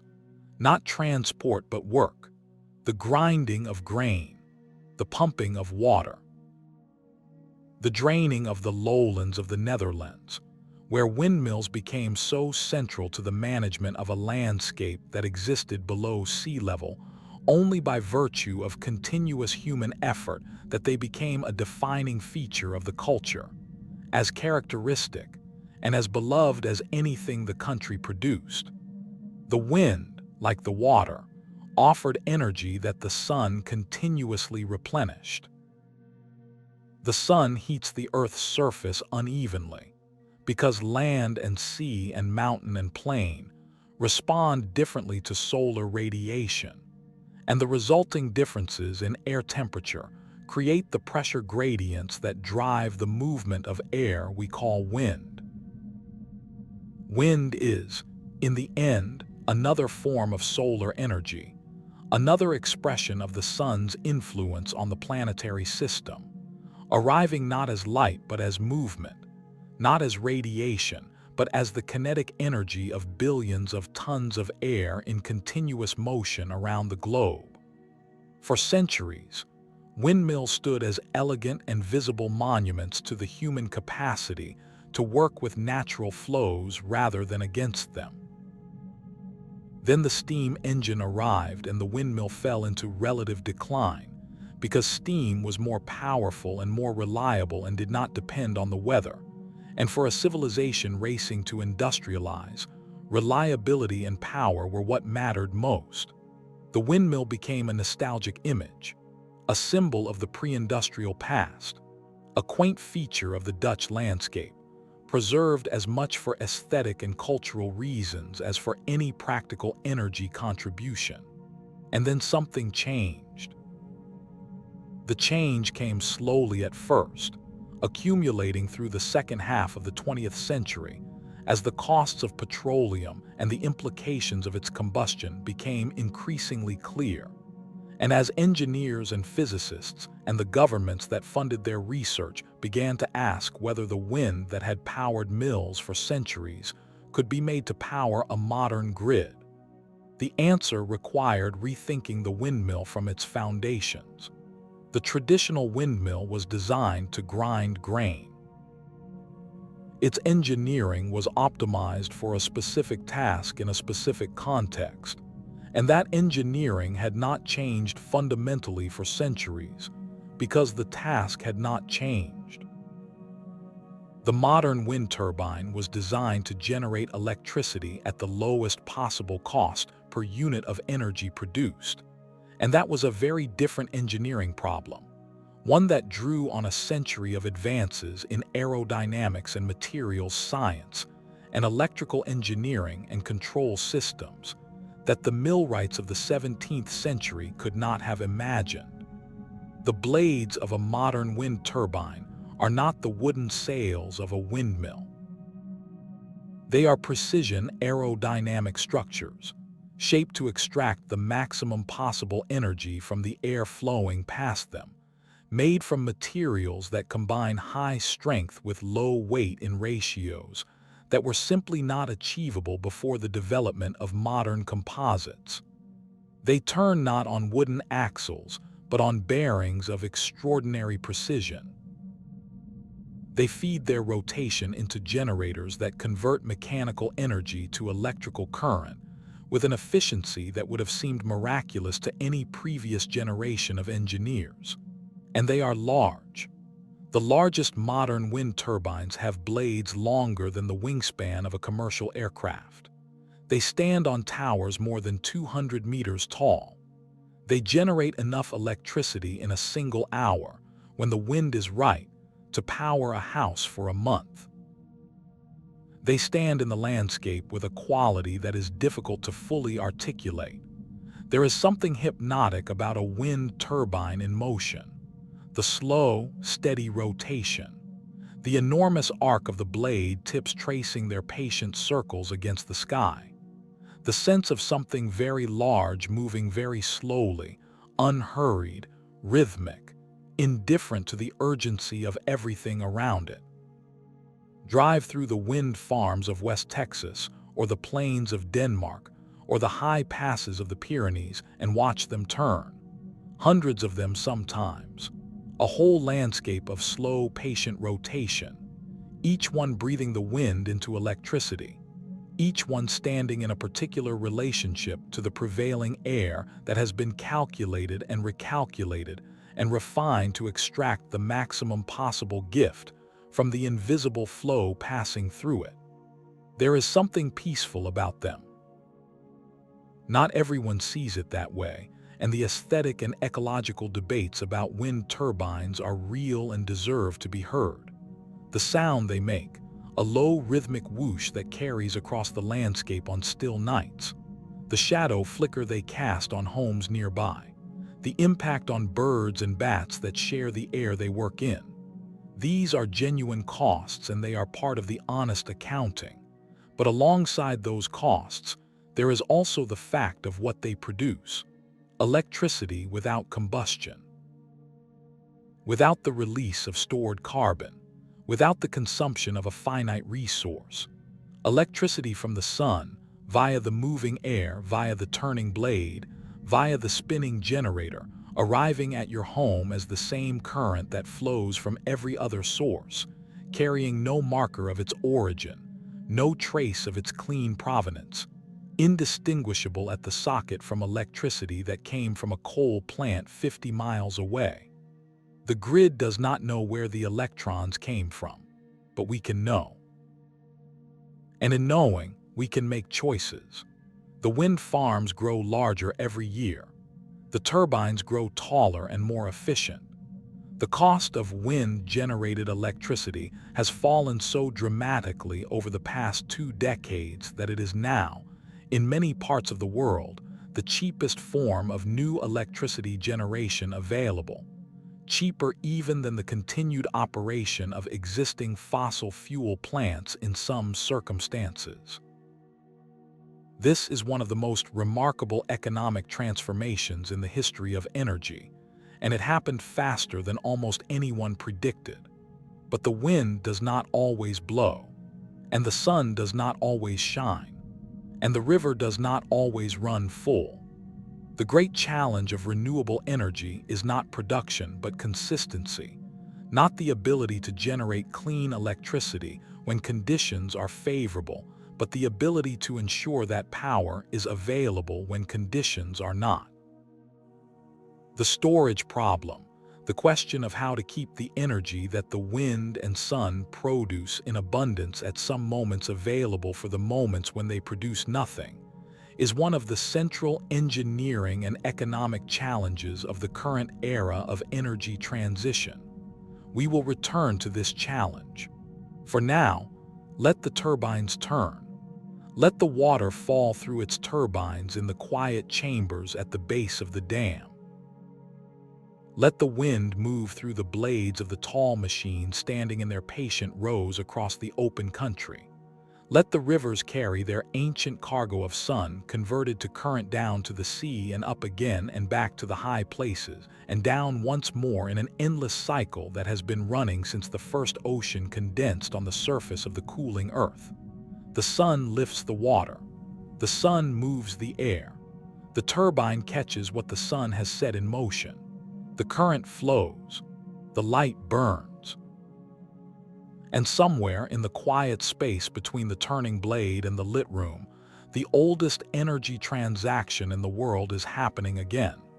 The sun giving, the earth receiving, the human hand, patient and increasingly skillful, learning to stand in the path of that gift and direct it where it is needed.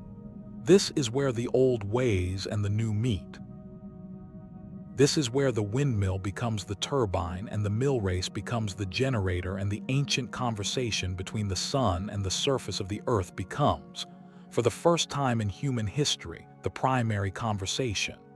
The one we are slowly, haltingly, hopefully learning to listen to. Every hour, the sun delivers to the surface of the earth more energy than the entire human civilization uses in a year. Let that settle for a moment. Not in a day, not in a week. In a single hour, the light arriving from a star 93 million miles away carries enough energy to power every car and every factory and every home and every device and every system that the 7 billion people of this planet depend on. Not for an hour, but for a full year. and then to have energy remaining, vast quantities of it, falling on empty ocean and uninhabited desert, and the high surfaces of mountains where no one lives, going uncaptured, returning to space as reflected light and radiated heat, lost to us because we have not yet learned to stand fully in the path of what is being given. We are working on it. The story of solar energy is, in one sense, the oldest story in this entire telling, because every energy source we have encountered so far, everyone without exception, is solar energy in some transformed and stored and mediated form. The wood that burned in the prehistoric hearth was solar energy captured by the living tree. The coal that powered the Industrial Revolution was solar energy stored by the Carboniferous forest. The oil that built the 20th century was solar energy captured by ancient marine organisms. The wind that turns the turbines and the water that falls through the dams and the grain that fed the civilizations of the ancient world, all of its solar energy, arriving as light, converted by the chemistry of life, or the physics of atmosphere and hydrology into the forms that we have learned, one by one, to use. What makes photovoltaic solar energy different is the directness of the conversion. No stored reserves, no ancient deposits, no atmospheric mediation. Light arrives, strikes a surface, and electricity flows.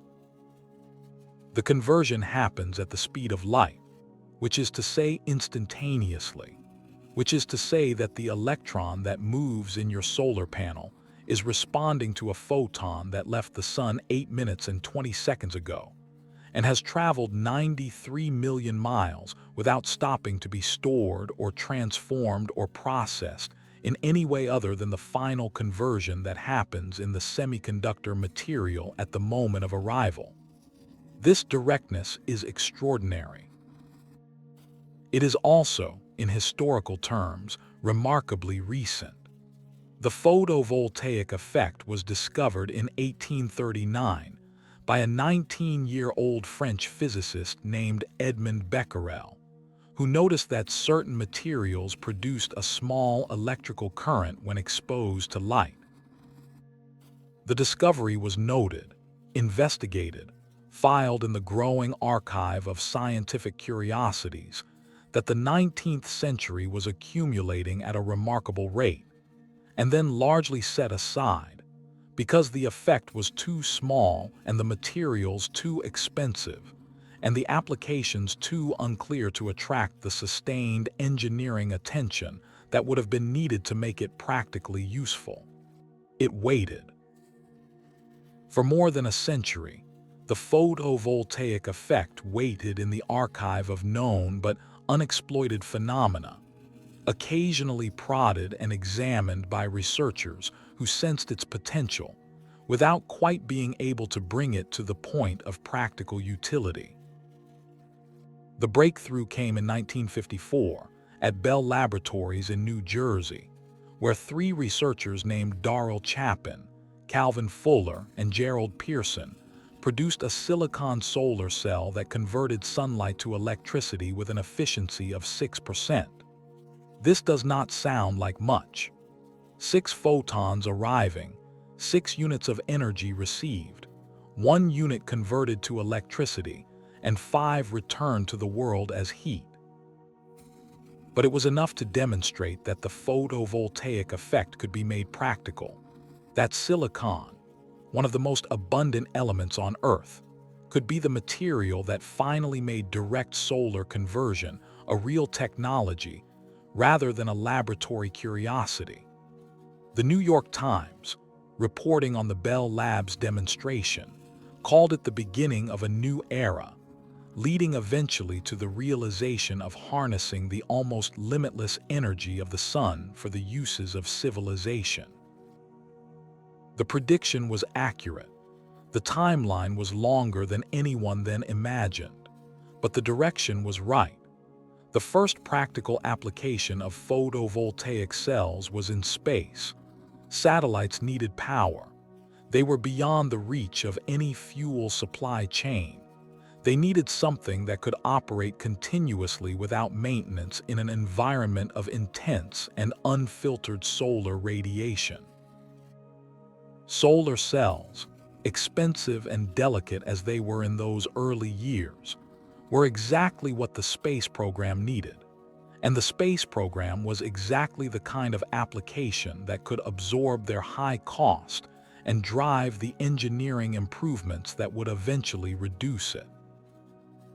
Through the 1960s and 1970s, solar cells powered the satellites that circled the Earth and the probes that ventured outward toward the planets, capturing the unfiltered sunlight of space and converting it to the electricity that kept the instruments alive and the signals coming. Every photograph from space, every measurement of the outer atmosphere, every piece of data that the space age returned to the scientists waiting on the ground was powered by the direct conversion of sunlight to electricity by the thin silicon wafers that Chapin and Fuller and Pearson had demonstrated were possible. On Earth, the story was slower. The oil crisis of 1973, when the petroleum-exporting nations restricted their exports and the price of oil quadrupled in months, was the first major disruption to the assumption of cheap and reliable fossil fuel energy that had underpinned the post-war economic expansion. It created a surge of interest in alternatives, in anything that could reduce dependence on a resource whose supply was controlled by political decisions made in distant capitals. Solar energy attracted attention and investment. Researchers worked on improving efficiency and reducing cost. Governments funded programs and set targets. A small but dedicated community of solar advocates built the first solar-powered homes, and the first solar-powered water heaters, and the first small solar panels that could power a calculator or a garden light or a remote weather station. The technology improved.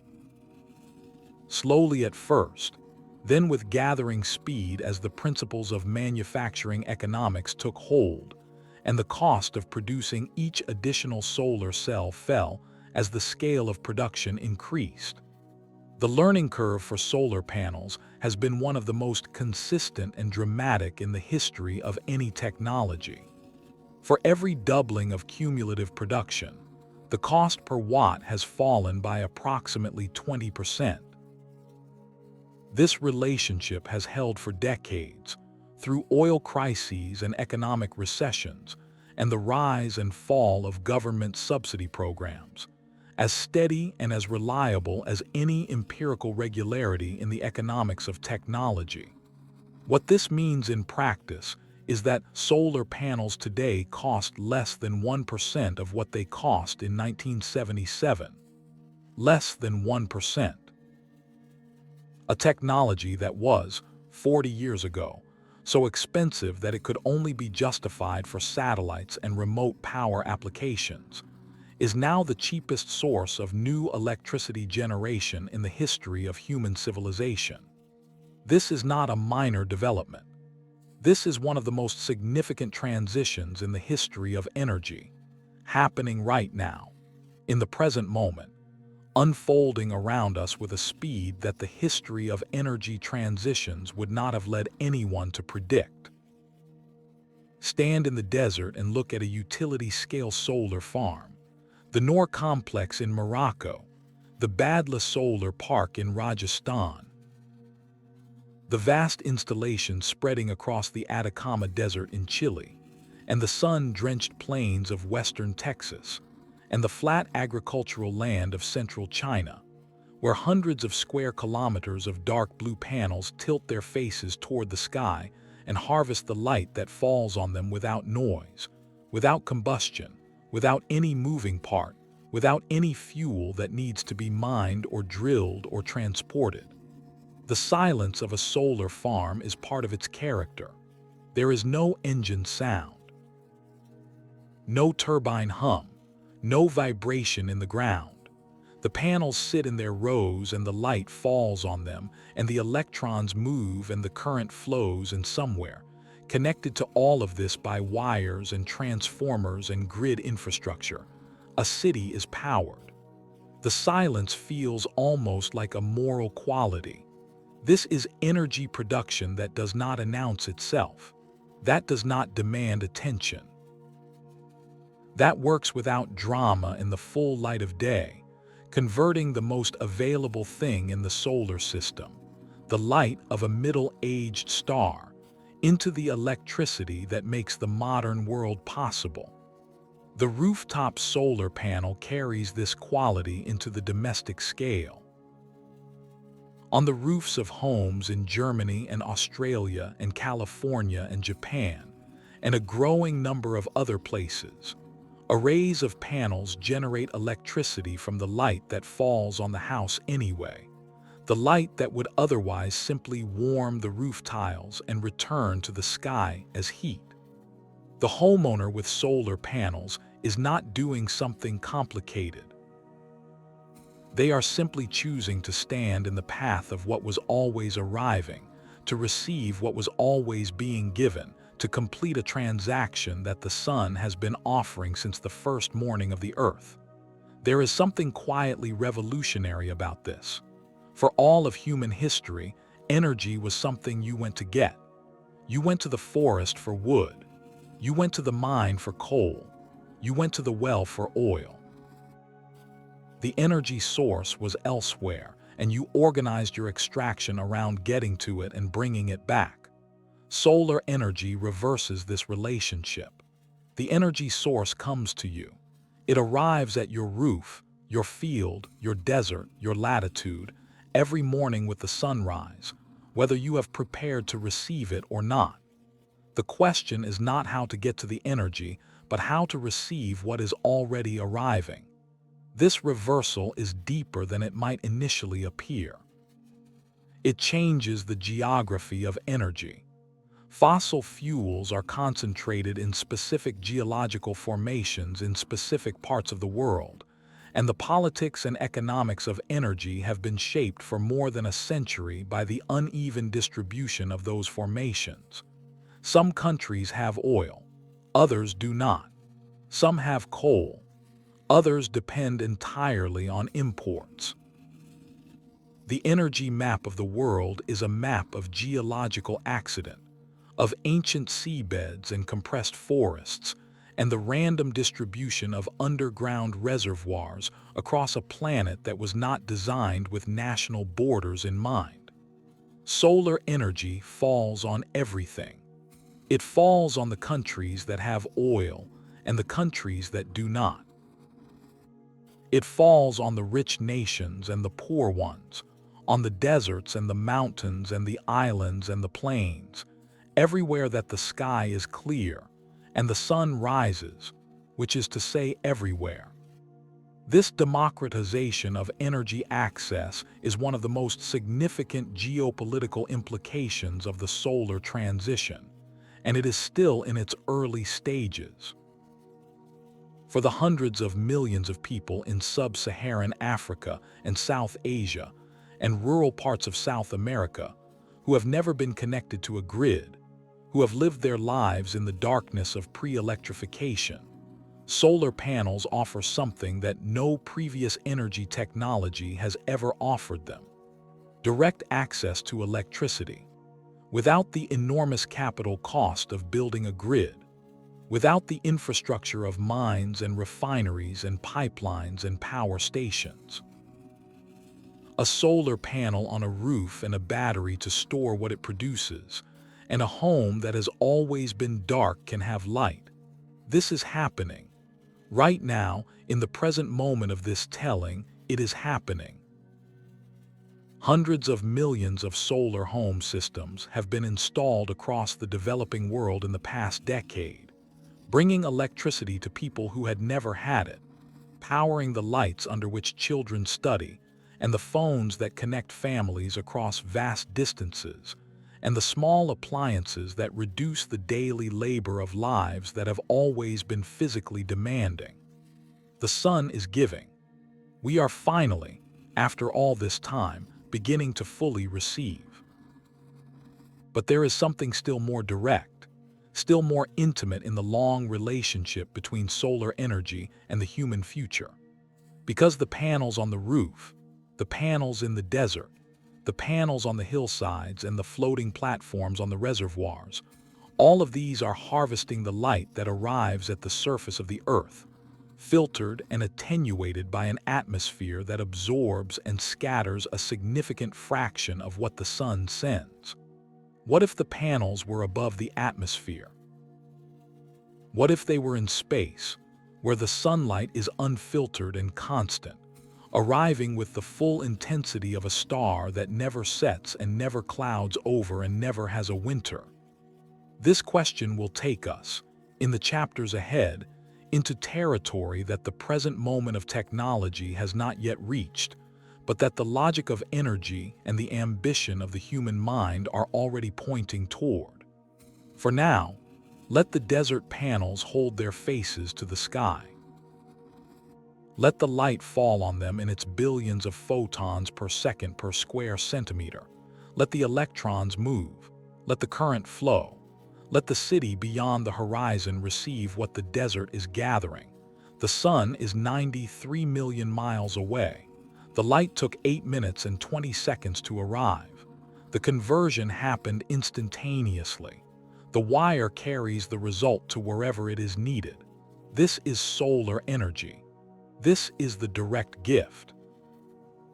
This is the most ancient transaction in the solar system, the star giving and the planet receiving, conducted now not through the slow chemistry of life or the long accumulation of geological time, but in real time in the present moment, at the speed of light and the flow of electrons, in the silent blue rows of panels that are, right now, turning the oldest energy in the sky into the newest electricity in the grid. At the center of every atom, something extraordinary is happening. Not occasionally. Not under special circumstances. Not only in the cores of stars or the hearts of particle accelerators or the carefully engineered chambers of a nuclear reactor. At the center of every atom in your body, in the air around you, in the ground beneath your feet, in the pages of every book ever written and the walls of every building ever raised, in the oceans and the mountains and the clouds and the quiet dust of interplanetary space, something is happening that holds the universe together. The strong nuclear force is binding the nucleus. It is the most powerful force in nature at the scale at which it operates, stronger by orders of magnitude than gravity or electromagnetism, capable of overcoming the enormous electromagnetic repulsion that would otherwise drive the positively charged protons in a nucleus apart. Without it, there would be no atoms heavier than hydrogen. Without atoms heavier than hydrogen, there would be no stars, no planets, no chemistry, no life. Without this force, operating at distances so small that the human mind can only approach them through mathematics, there would be nothing. And locked in the binding of that force, in the precise energy balance that holds each nucleus together in its particular configuration, is energy. Not the chemical energy of electrons rearranging themselves between atoms, which is the energy of fire and metabolism, and all the ordinary reactions of the material world. Something deeper. Something that operates at the level of the nucleus itself, in the binding energy that holds the protons and neutrons together, in the difference between the mass of the assembled nucleus and the mass of its constituent parts measured separately. That difference is mass, and mass, as Einstein demonstrated in 1905 with an equation of such devastating simplicity that it took years for most physicists to fully accept its implications, is equivalent to energy. E equals mc squared. Energy equals mass multiplied by the speed of light multiplied by itself. The speed of light is approximately 300 million meters per second. The speed of light squared is approximately 90 quadrillion meters squared per second squared, which means that a very small amount of mass, when converted to energy according to this relationship, releases an amount of energy that has no analog in any previous human experience of fire or explosion or any other energetic phenomenon. The energy locked in the nucleus of a single uranium atom is, per unit of mass, roughly 2 million times greater than the energy locked in a molecule of coal. 2 million times. This is not a difference of degree. It is a difference of kind. It is the difference between a candle and a star, between the warming of a room and the warming of a city, between the carefully managed combustion of the Industrial Revolution and something that required entirely new vocabulary to describe, because the language of fire and fuel and combustion was not adequate to what was happening at the center of the atom. The story of how humanity came to understand this, and then to use it, is one of the most dramatic and morally complicated stories in the history of science. It begins, as so many of the deepest stories in physics begin, with the patient accumulation of understanding across many minds and many decades. The discovery of radioactivity by Henry Becquerel in 1896, who noticed that uranium salts exposed a photographic plate even in complete darkness, suggesting that something was emanating from the uranium itself without any external source of energy. The subsequent investigations of Marie and Pierre Curie, who identified new radioactive elements and began to map the strange territory of spontaneous atomic transformation. The realization, gradual and then sudden, that the energy being released by radioactive materials was coming from inside the atom itself, from changes in the nuclear structure that released energy with an intensity that no chemical process could approach. Ernest Rutherford, the New Zealand physicist who more than anyone else shaped the early understanding of atomic structure, described the energy available in radioactive materials and said, with a caution that turned out to be temporarily premature but ultimately wise, that anyone who expected to draw useful power from atomic transformations was talking moonshine. He said this in 1933. The following year, Leo Szilard, a Hungarian physicist living in London, crossed a street in Bloomsbury and in the space of a traffic light changing, conceived of the nuclear chain reaction. If a neutron striking a nucleus caused it to release two neutrons, and those two neutrons each struck another nucleus and caused each of those to release two more, and so on in an exponentially growing cascade, the energy released would be enormous and it would happen very fast. The mathematical structure of the insight was simple enough. The implications were not. Szilard understood immediately that he had conceived of both a source of unlimited energy and a weapon of unlimited destruction. He patented the concept and assigned the patent to the British Admiralty in an attempt to keep it secret, to prevent the cascade of discovery that he knew would follow from falling into the hands of those who would build the weapon before they built the power station. He was not entirely successful. What followed over the next decade was one of the most concentrated and consequential periods of scientific work in human history. The discovery of nuclear fission by Hahn and Strassmann in Berlin in 1938, the theoretical explanation by Lise Meitner and Otto Frisch, the realization that uranium-235 could sustain a chain reaction, the flight of Jewish and Central European physicists from Nazi Germany to Britain and America, carrying their knowledge with them into exile, the gathering of those minds in the extraordinary and terrible project that would produce. In July 1945, in the desert of New Mexico, the first nuclear explosion.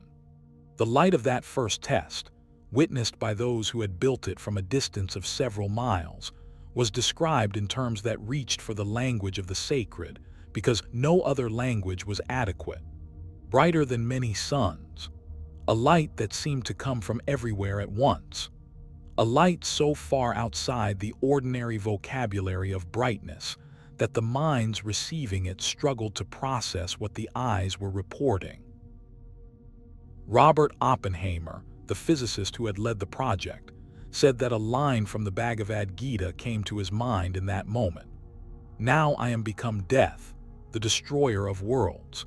This is the shadow at the center of nuclear energy. It cannot be set aside. It cannot be treated as merely historical, as something that belonged to a specific moment of geopolitical crisis and has since been resolved. The same physics that makes a nuclear reactor possible makes a nuclear weapon possible. The same understanding of the chain reaction that allows the controlled release of heat in a power station allows the uncontrolled and instantaneous release of energy in a weapon. This duality is permanent. It is not an engineering problem that a clever design can eliminate. It is written into the physics. And yet, the nuclear power station is not the bomb. The controlled chain reaction, sustained at a level that produces heat rather than explosion, cooled by water or gas or liquid metal, channeled through turbines and generators, is a technology of extraordinary capability. A single uranium fuel pellet, the size of your fingertip, contains as much energy as 3 barrels of oil, or 480 kilograms of coal, or 30 meters of natural gas. The reactor that uses those pellets produces electricity without combustion, without carbon dioxide, without the atmospheric chemistry that is warming the planet. The first nuclear power station to generate electricity for a public grid was Obninsk, in the Soviet Union in 1954. It produced 5 megawatts.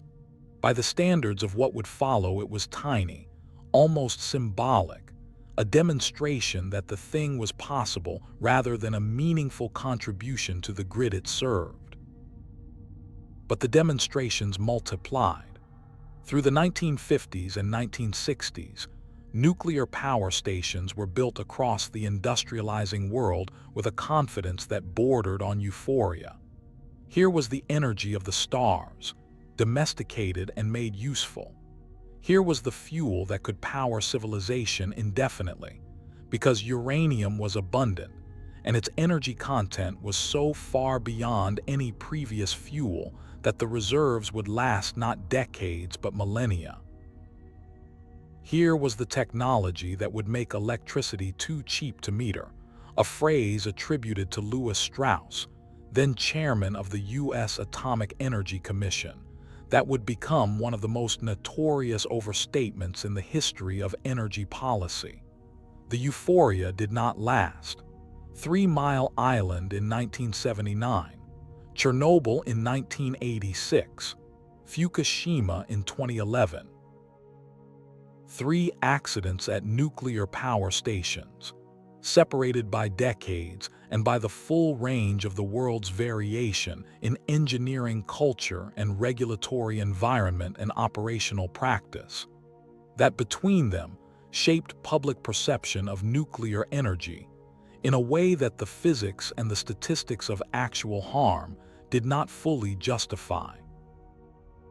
Nuclear power has killed fewer people per unit of energy produced than almost any other source of electricity in human history, including the sources that feel safer.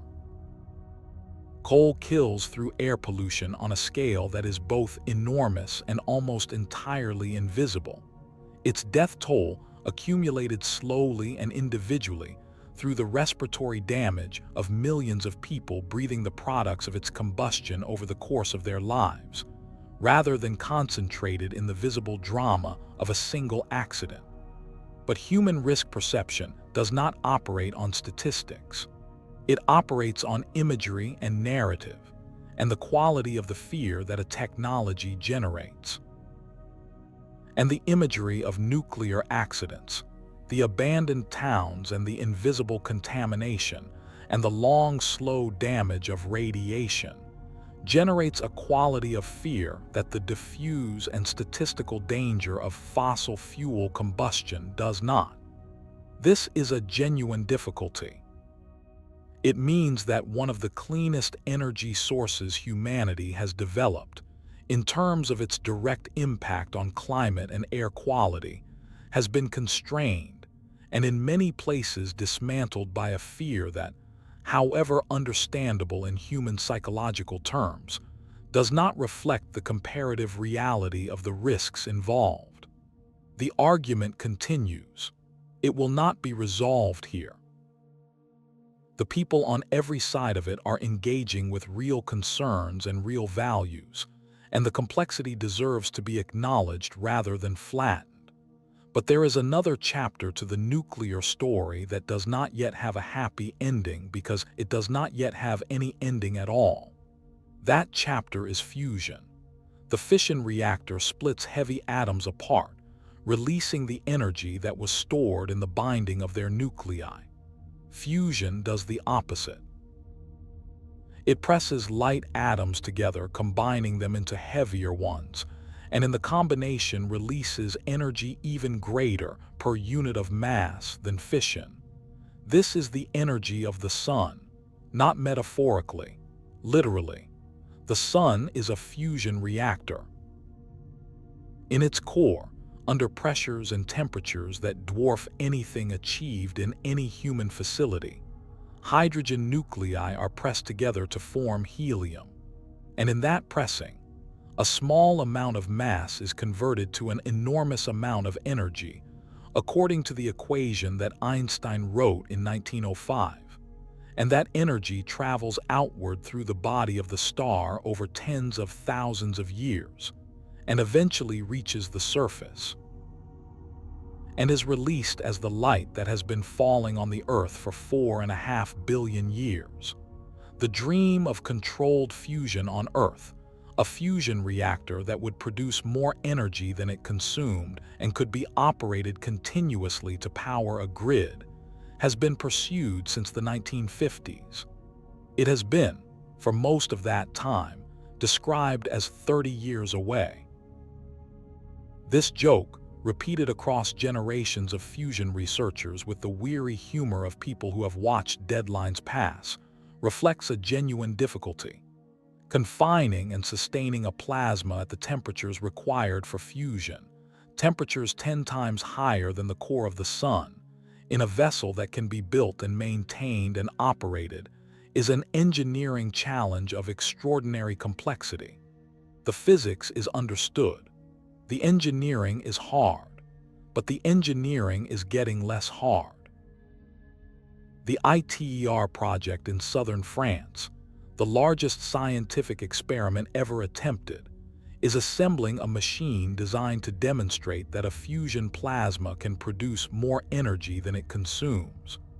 Private companies, funded by investors who believe that the timeline is finally shortening, are pursuing alternative approaches with speed and ambition that the large international projects have not historically managed.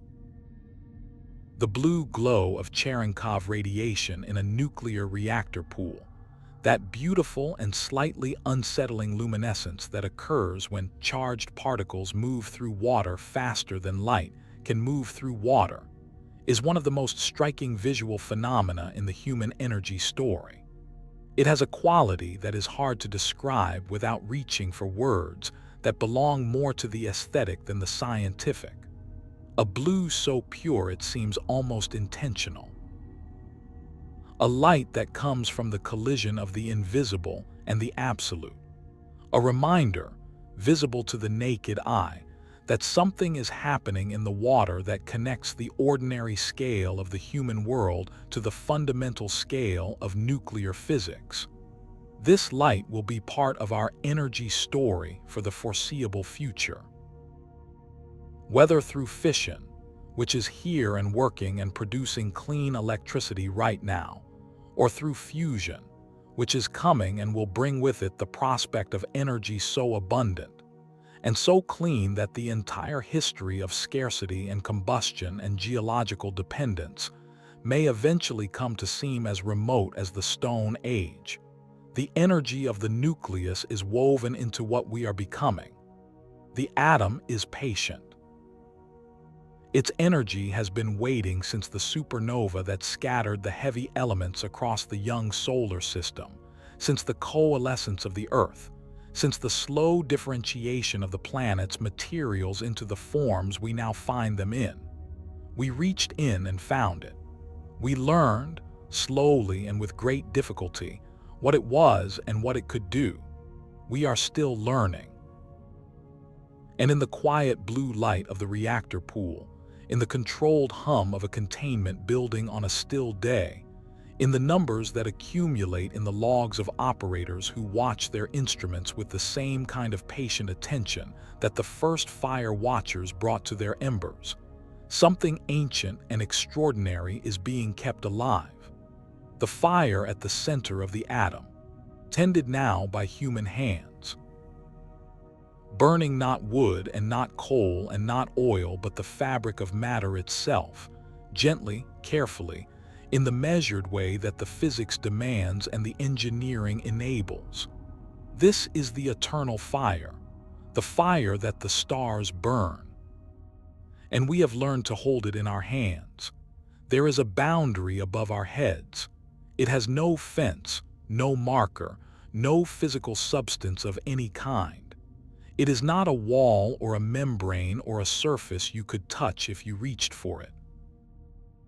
It is simply a line, agreed upon by convention and defined by physics, at an altitude of 100 kilometers above the surface of the Earth, beyond which the atmosphere becomes too thin to support the aerodynamic forces that keep aircraft aloft, and above which the domain of space begins. The Kármán line, 100 kilometers, a distance that a car traveling on a highway would cover in a little over an hour, a distance that a fast train would cross in less than that. A distance that seems, measured against the human scale of roads and rooms and the daily movements of a life lived on the surface of a planet, almost trivially small. And yet for all of human history until the middle of the 20th century, that line was absolutely impermeable. Nothing we made could cross it. Nothing we imagined could carry itself or anything else through the thinning air above the stratosphere and into the vacuum beyond.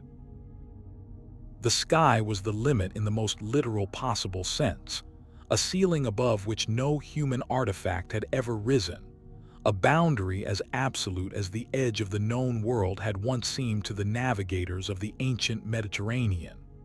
And then, on the 4th of October in 1957, a metal sphere about the size of a beach ball was launched from a site in the Kazakh steppe, crossed the Kármán line, and became the first human-made object to orbit the Earth. Sputnik. Its signal, a simple radio beep repeated at regular intervals, was received by radio operators around the world and understood immediately as something unprecedented. Not because the technology was miraculous, because the physics of orbital mechanics had been understood for centuries, and the engineering of rockets had been developing for decades, but because of what it meant about where the boundary of human capability now lay, above the atmosphere, in space. In the domain that had always been, by definition, unreachable. The space age that followed was driven, in its early decades, by competition and by the particular intensity of ambition that competition between great powers generates. But underneath the geopolitical urgency, something else was accumulating. Knowledge, experience. The slow development of the understanding of what it actually meant to operate in space, what the environment required, what it allowed, what it made possible that could not be achieved from the surface below. One of the things it made possible was energy collection of a kind that the surface of the Earth could never offer. In space, above the atmosphere, the sun never sets. There are no clouds. There is no scattering of light by air molecules, no absorption by water vapor, no attenuation by the gases and particles that filter the solar radiation before it reaches the surface.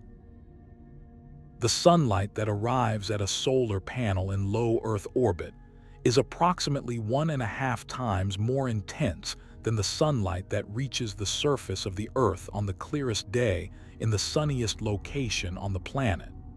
And it arrives continuously, without the interruption of night or season that limits the productivity of ground-based solar installations. The idea of collecting solar energy in space and transmitting it to the Earth's surface was first proposed in detail by the aerospace engineer Peter Glaser in 1968. Glaser imagined enormous arrays of solar panels in geostationary orbit, collecting sunlight continuously and converting it to microwave radiation that could be beamed to receiving antennas on the Earth's surface and converted back to electricity for distribution through the grid. The concept is physically sound. Microwaves pass through clouds and atmosphere with minimal loss. The receiving antenna, called a rectenna, converts the microwave energy to electricity with high efficiency. The geometry works. The physics works. What has not yet worked, at least not at commercial scale, is the economics. The cost of launching the materials to construct such a system, given the current price of access to space, is too high to compete with ground-based solar, which has become extraordinarily cheap. The key variable is the cost of launch, and the cost of launch has been falling, slowly for decades, and then more rapidly as private companies have brought new approaches and new incentives to the problem of getting mass off the surface of the Earth and into orbit. If the cost of launch continues to fall along the trajectory that the current generation of reusable rockets suggests is possible, the economics of space-based solar power will eventually cross the threshold of viability. Whether that happens in 20 years or 50 years or a century is genuinely uncertain, but the direction is clear. This is the first hint of what it means to begin the transition from a planetary civilization to a spacefaring one. And it brings us to one of the most important concepts in the entire long story of energy. A concept that provides a framework for understanding not just where we are but where we might go, not just the history of human power but the possible futures of it, in a way that connects the cave fire and the coal furnace and the solar panel, and everything we have discussed to the structures and scales of energy that await us if we continue to grow and to reach and to learn. The Kardashev Scale. In 1964, a Soviet astrophysicist named Nikolai Kardashev was thinking about the problem of detecting intelligent civilizations elsewhere in the universe, and he realized that the most fundamental thing that could be said about any civilization, the most basic descriptor of its capability and its development, was how much energy it could access and use. A civilization's energy budget was, in a deep sense, a measure of everything else about it. Its technology, its population, its reach, its complexity, all of these were downstream of energy. He proposed 3 types. A Type I civilization is one that can access and use all the energy available on its home planet, all the sunlight that falls on its surface, all the wind that moves through its atmosphere, all the geothermal heat rising from its interior, all the tidal energy generated by the gravitational interaction with its star and its moon. Everything that the planet receives and generates, captured and used. A Type II civilization is one that can access and use all the energy output of its home star. Not just the tiny fraction that falls on the home planet, but the entire output of the star, the full radiance of a nuclear furnace burning 4 million tons of mass per second, captured and directed and used by a civilization that has grown to a scale where planetary energy is no longer sufficient for its needs. A Type III civilization is one that can access and use all the energy available in its home galaxy. 100 billion stars, each one a Type II resource, each one harnessed and directed by the intelligence and technology of a civilization operating at a scale that our present minds can barely begin to approach. Where are we on this scale? We are, at present, somewhere around 0.73 on the path to Type I. We use significant energy, far more than any previous civilization in our history, but we use only a small fraction of what the Earth receives from the Sun. We are, in the cosmic taxonomy of Kardashev, a very young civilization still in the early stages of learning what it means to fully inhabit our planet's energy budget. The transition to Type I, to the full use of the Earth's available energy, is what the renewable energy revolution of the present moment is the beginning of.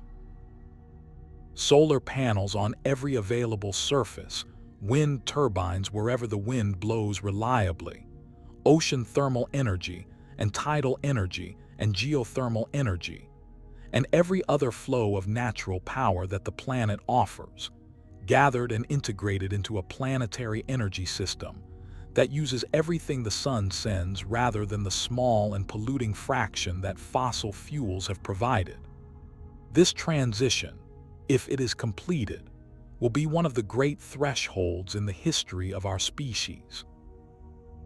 But it will not be the last, because a Type I civilization, fully powered by the flows of energy available on its home planet, will inevitably encounter the limits of what a planet can offer. A growing population with growing energy needs, a civilization that has expanded into the ability to do things that require energy at scales no planetary surface can sustain, will look upward as it always has toward the source, toward the star.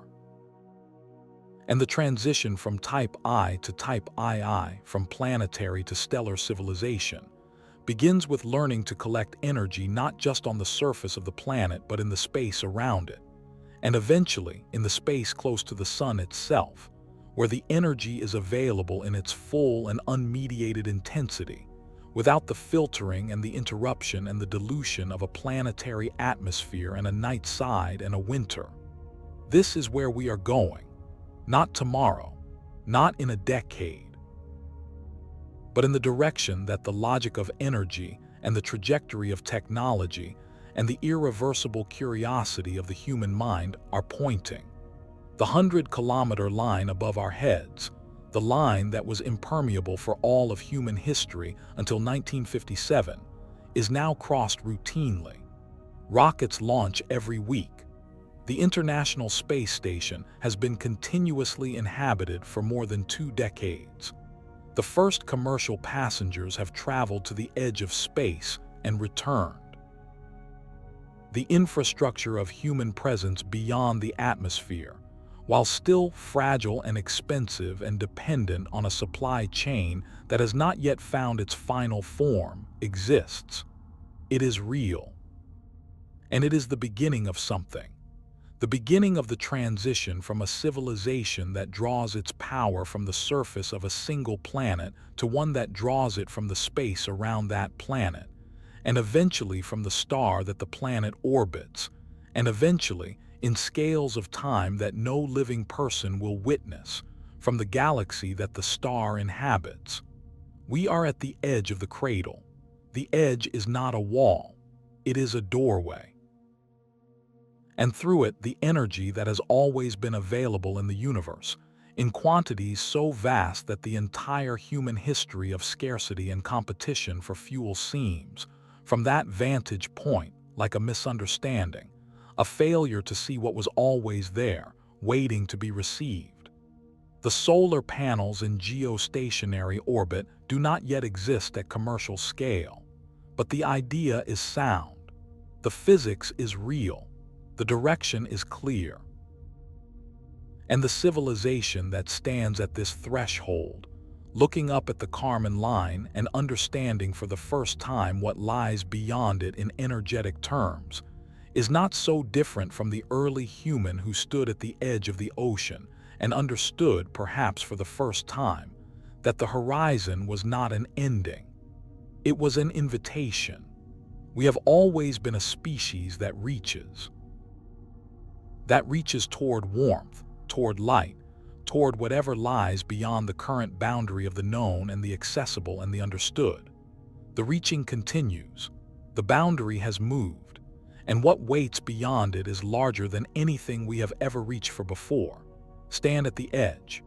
Feel the atmosphere above you, 100 kilometers of air that has sheltered and sustained every human life that has ever been lived, thinning as it rises toward the absolute silence of space. Feel the sunlight on your face. That light has traveled 93 million miles to reach you, and it is, in its full intensity, only available to you at the surface, filtered and partial and interrupted by the turning of the world. Imagine receiving it whole. Imagine a panel in space, turning its face to the sun that never sets in orbit, collecting the full and unmediated gift of a star in its middle age, strong and steady and available in quantities that make every energy crisis in human history look like a misunderstanding. The cradle has held us well, but we were never meant to stay in it forever. The stars are calling. And for the first time in the long history of our reaching, we have the tools to answer.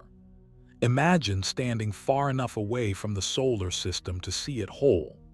Not the way we see it in diagrams, the neat concentric rings of planetary orbits arranged around a central point, everything scaled and simplified for the convenience of a page.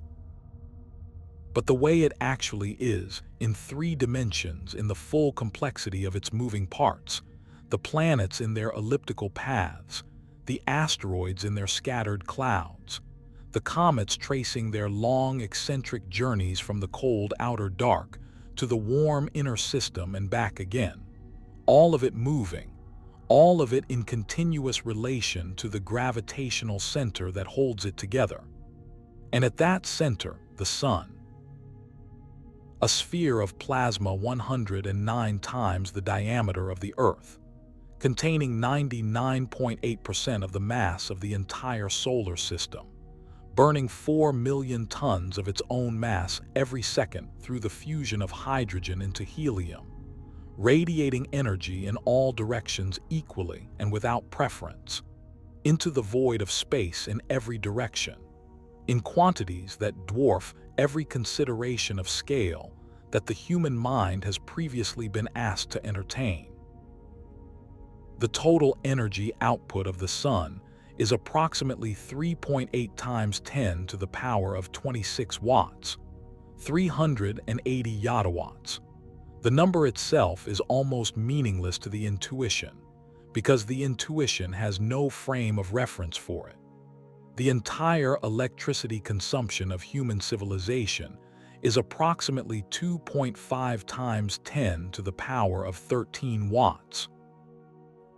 A number that is itself almost incomprehensibly large when measured against the scale of individual human experience. But that is, measured against the output of the sun, approximately 1/10 trillionth of what the star produces every second. Of that enormous output, the Earth intercepts approximately 1 part in 2 billion. The rest radiates outward into space, spreading in an expanding sphere of electromagnetic energy that grows weaker with distance according to the inverse square law, carrying the light and heat of the sun to the outer planets and the distant reaches of the solar system, and eventually, much diminished, to the interstellar medium beyond. All of that energy, all of that light falling on empty space, warming nothing, illuminating nothing, received by nothing, simply propagating outward forever, carrying the sun's gift to an audience of vacuum. Freeman Dyson, the British-American theoretical physicist who proposed what would become the most famous thought experiment in the history of megastructure engineering, looked at this situation and asked a question of extraordinary simplicity and extraordinary implications. Why? Why should a civilization of sufficient technological capability leave all of that energy unused? Why accept the limitation of a single planetary surface when the star at the center of the solar system is broadcasting its output in every direction, and the vast majority of that output is going to waste? What would a civilization that had truly understood its energy situation, that had followed the logic of Kardashev Scale to its natural conclusion, actually build? Dyson's answer, published in a brief paper in 1960 in the journal Science, was characteristically elegant. Such a civilization, he suggested, would dismantle its planetary system, or at least the material available in it, and use that material to construct a shell around its star, a structure that would intercept the entire stellar output rather than the tiny fraction that a single planet could capture. The inhabitants of such a civilization would live on the inner surface of this shell, which would be kept at a comfortable temperature by the stellar radiation it was collecting. He called it, with the directness of a scientist describing a concept rather than naming a marvel, an artificial biosphere. The name that has attached itself to the concept in the decades since is his own, a Dyson Sphere. The idea entered science fiction almost immediately, appearing in novels and stories with a frequency that reflected how powerfully it had captured the imagination of people who thought about the long future of intelligence in the universe. But Dyson himself was always careful to distinguish between the specific proposal he had made, which was more nuanced than the rigid shell of popular imagination, and the popular conception that the name had come to represent. What Dyson actually proposed was not necessarily a rigid shell at all. He understood that a rigid shell of the required size would be gravitationally unstable, that any small perturbation would cause it to drift until it collided with the star at its center. What he envisioned was something more like a swarm, a vast collection of individual structures in independent orbits around the star, each one collecting its share of the stellar output, and together intercepting a substantial fraction of the total. This distinction is important because the Dyson swarm is the concept that engineers and physicists who think seriously about megastructure construction tend to focus on, and for good reason. A swarm is not a single object that must be built all at once.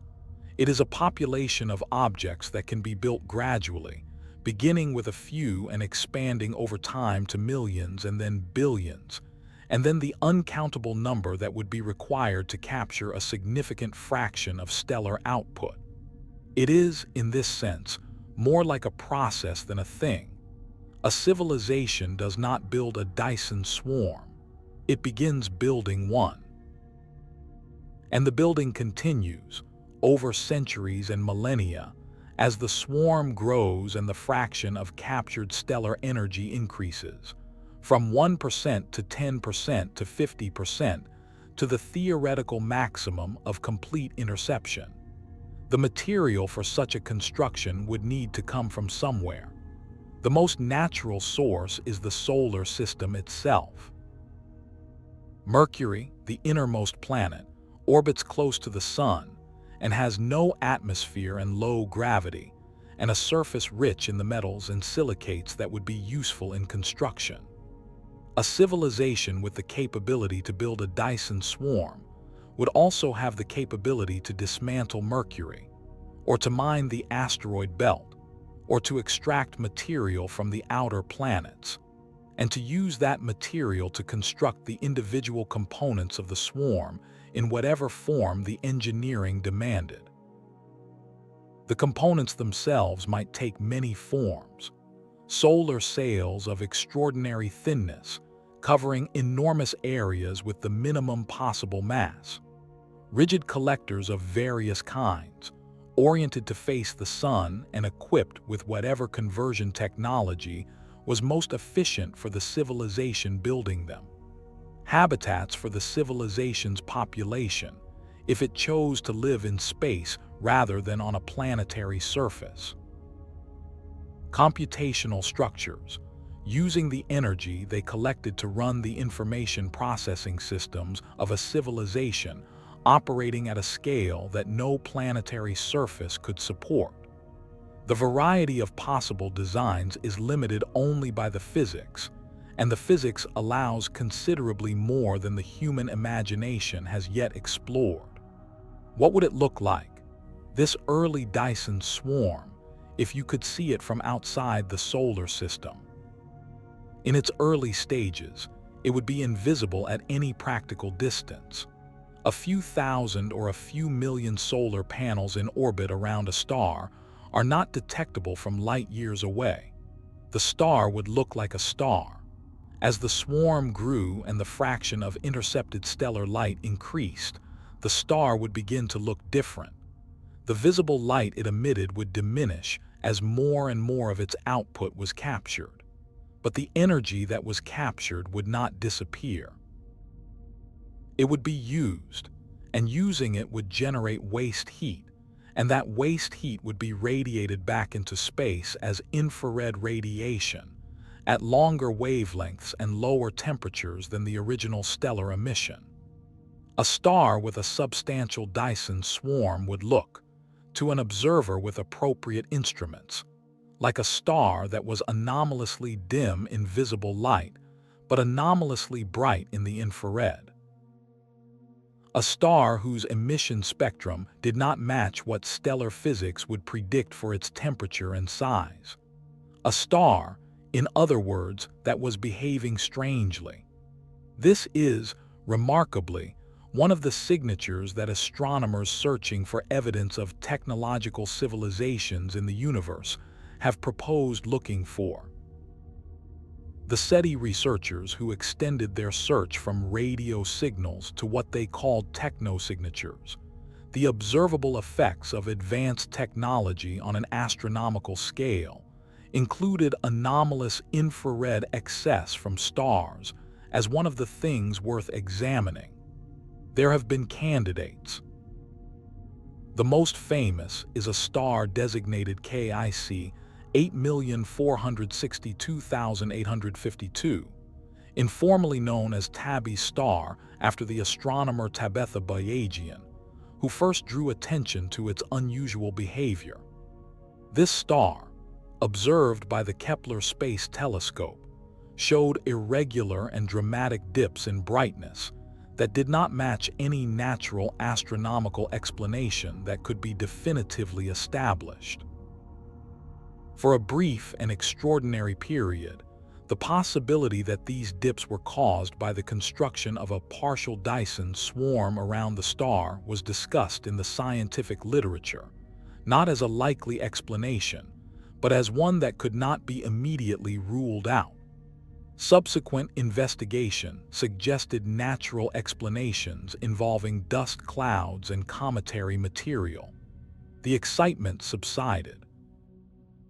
But the fact that the question could be asked seriously, that the concept of a Dyson swarm had been sufficiently developed that astronomers could describe what observational signatures it would produce and look for those signatures in actual data, represents a remarkable coming of age for the idea. It moved, in that period, from science fiction thought experiment to genuine scientific hypothesis. Now let us go further. Let us imagine the swarm complete, or nearly so. Let us imagine a civilization that has, over the course of perhaps 1,000 years, used the resources of its solar system to construct a structure that intercepts nearly the entire output of its star. What has it become? It has become a Type II civilization. It has crossed the second great threshold of Kardashev Scale. It no longer depends on the small fraction of stellar energy that falls on a planet. It commands the star itself. Its energy budget is not measured in the terawatts of a planetary civilization, but in the yottawatts of a stellar one. The difference between these two quantities is not merely numerical. It represents a qualitative transformation in what is possible. What does a civilization do with the energy of a star? It thinks, on a scale that our present minds cannot approach. The computational capacity available to a Type II civilization, powered by the full output of a star, is so far beyond anything achievable with planetary energy that the comparison is almost meaningless. Problems that would take our present civilization millions of years to solve could, in principle, be addressed in moments. The understanding of physics, of biology, of the nature of consciousness and the structure of the universe could advance at a rate that makes the entire history of human science look like the first hesitant steps of a child. It moves with a freedom and a capability that no planetary civilization can match. With stellar energy available, the engineering of space travel at meaningful fractions of the speed of light becomes not trivial, because nothing in physics is trivial, but conceivable. The distances between stars are enormous by any human measure, but they are not infinite, and a civilization with the energy of a star at its disposal has resources that might, over very long timescales, be adequate to cross them. It endures. A star like the Sun will burn for approximately 10 billion years. A civilization that has learned to use its star's energy has, in some sense, secured its energy supply for a period of time that makes all of human history seem like a brief morning. The long-term survival of an intelligent civilization, one of the deepest questions in the philosophy of the future, looks considerably more tractable from the vantage point of a completed Dyson swarm than from the surface of a planet whose fossil fuels are finite and whose atmosphere is sensitive. There is something that is very close to peace in this image. A star, wrapped in the patient collection of a civilization that has learned to live with it rather than merely near it. The light that once radiated into empty space, warming nothing, now captured and used and thought with and lived by. The energy that was always there, always available, always being broadcast by the physics of stellar fusion, now received by the intelligence that evolved in its warmth and grew and reached, and finally, after a long and complicated journey from the first fire to the last satellite, learned to stand in the full path of what was being given. The Dyson Sphere of popular imagination, the rigid shell, the closed surface, is perhaps less physically plausible than the swarm, but as an image, as a symbol of what the full realization of Type II energy would mean, it retains its power. A civilization that wears the sun, not as a metaphor, as an engineering fact. The light that once shone freely into the void now intercepted by a structure built by minds that grew to wisdom in the warmth of that same light. The star and its children in a new relationship. A relationship of complete and mutual presence, the star giving everything it has and the civilization receiving everything that is given. This is not conquest, it is completion. The reaching that began at the first fire, the cold hands extended toward warmth, has arrived at its stellar scale. The circle is not closed because the civilization that completes a Dyson swarm is not ending its journey. It is preparing for the next one. Because beyond the star, beyond the solar system, beyond the comfortable warmth of a single stellar neighborhood, the galaxy waits, with 100 billion stars, each one a sun, each one a source of energy at the scale that we now understand an advanced civilization can learn to use. The Dyson swarm is the answer to the energy needs of a solar system. What answers the energy needs of a galaxy?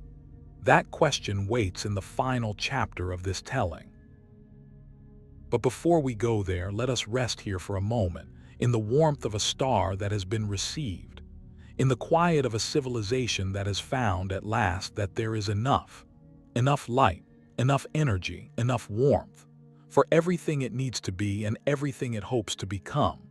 The sun shines, the swarm receives, the civilization thinks and builds and reaches, and somewhere in the vast architecture of collected light, the next question is already forming.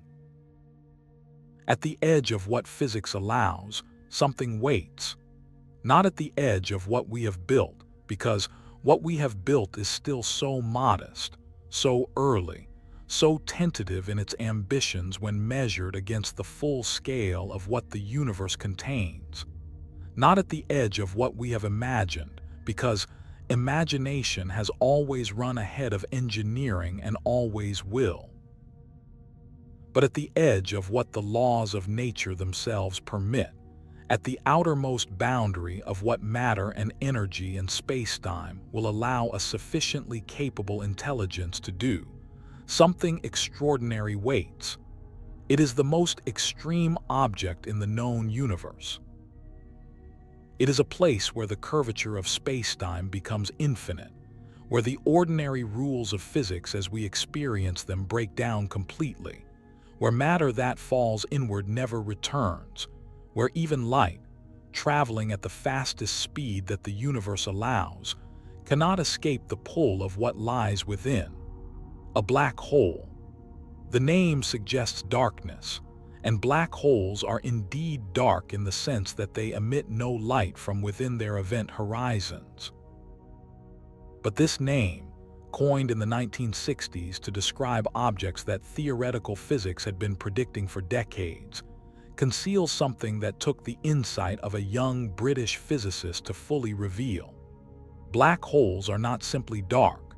They are, under the right conditions, the most efficient energy sources in the universe. Roger Penrose was 36 years old in 1969 when he published the paper that described what is now called the Penrose process. He had been thinking about the geometry of rotating black holes, about the strange region just outside the event horizon that had been identified mathematically, and that possessed properties unlike anything else in the universe. This region, which Penrose called the ergosphere, was a zone where space-time itself was being dragged around by the rotation of the black hole, forced into motion by the angular momentum of the singularity at the center, spinning in the direction of the black hole's rotation, whether it wished to or not. Nothing in the ergosphere can remain stationary relative to the distant stars. Space-time itself is moving. Penrose realized that this extraordinary property of the ergosphere could, in principle, be exploited. If an object entered the ergosphere and split into two pieces, one piece falling inward across the event horizon and the other escaping outward, it was possible to arrange the geometry of the split so that the escaping piece left with more energy than the original object had brought in. Where did the extra energy come from? From the rotation of the black hole itself. The infalling piece carried negative energy relative to an outside observer, and by falling in it reduced the angular momentum of the black hole, extracting energy from the rotation of space-time and transferring it to the escaping piece. The black hole slowed, slightly, infinitesimally, and the escaping object moved faster than it had any right to, carrying energy that had come from the most extreme gravitational field in the universe. The efficiency of this process, the fraction of the infalling mass that can be converted to energy in the most ideal case, is approximately 29%. Coal burning converts approximately 0.3% of its mass to energy through chemical reactions. Nuclear fission converts approximately 0.1% of the fissioning mass to energy. Nuclear fusion, the process that powers the stars, converts approximately 0.7% of the fusing mass to energy.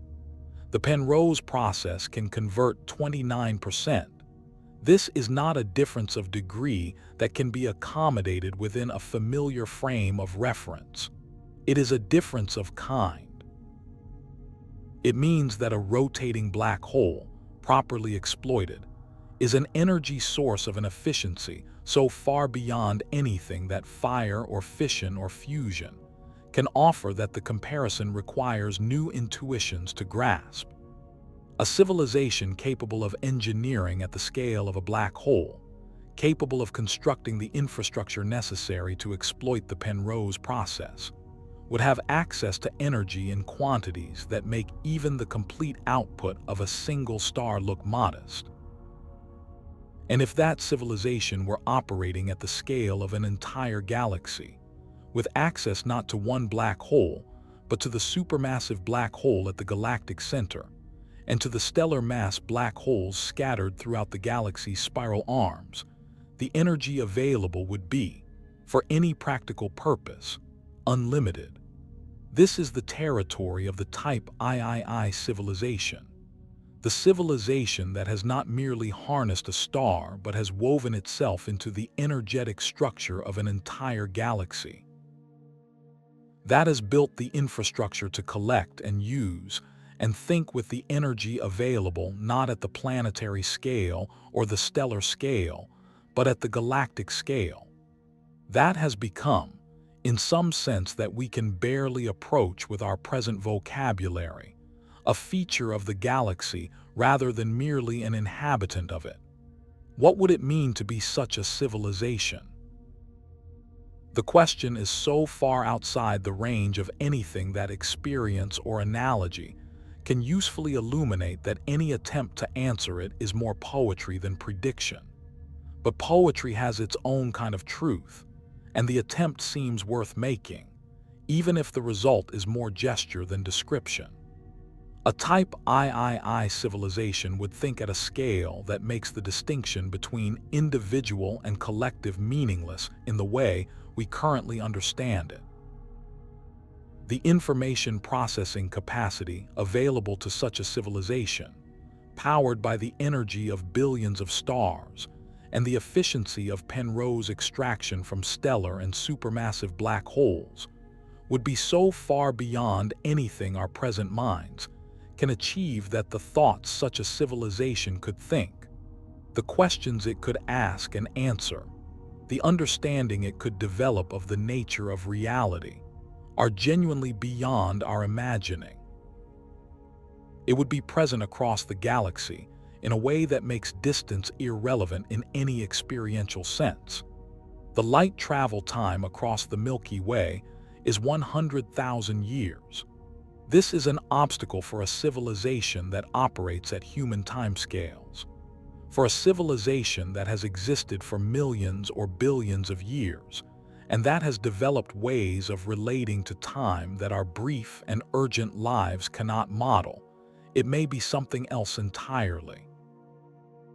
A texture of existence rather than a barrier, a dimension of being rather than a limitation. It would have a relationship to matter and energy so thorough and so intimate that the distinction between the civilization and its environment would blur in ways that our present categories of thought cannot easily accommodate. The stars of the galaxy would be not just energy sources, but participants in something. The interstellar medium would be not just space between things, but a medium through which the civilization extended itself.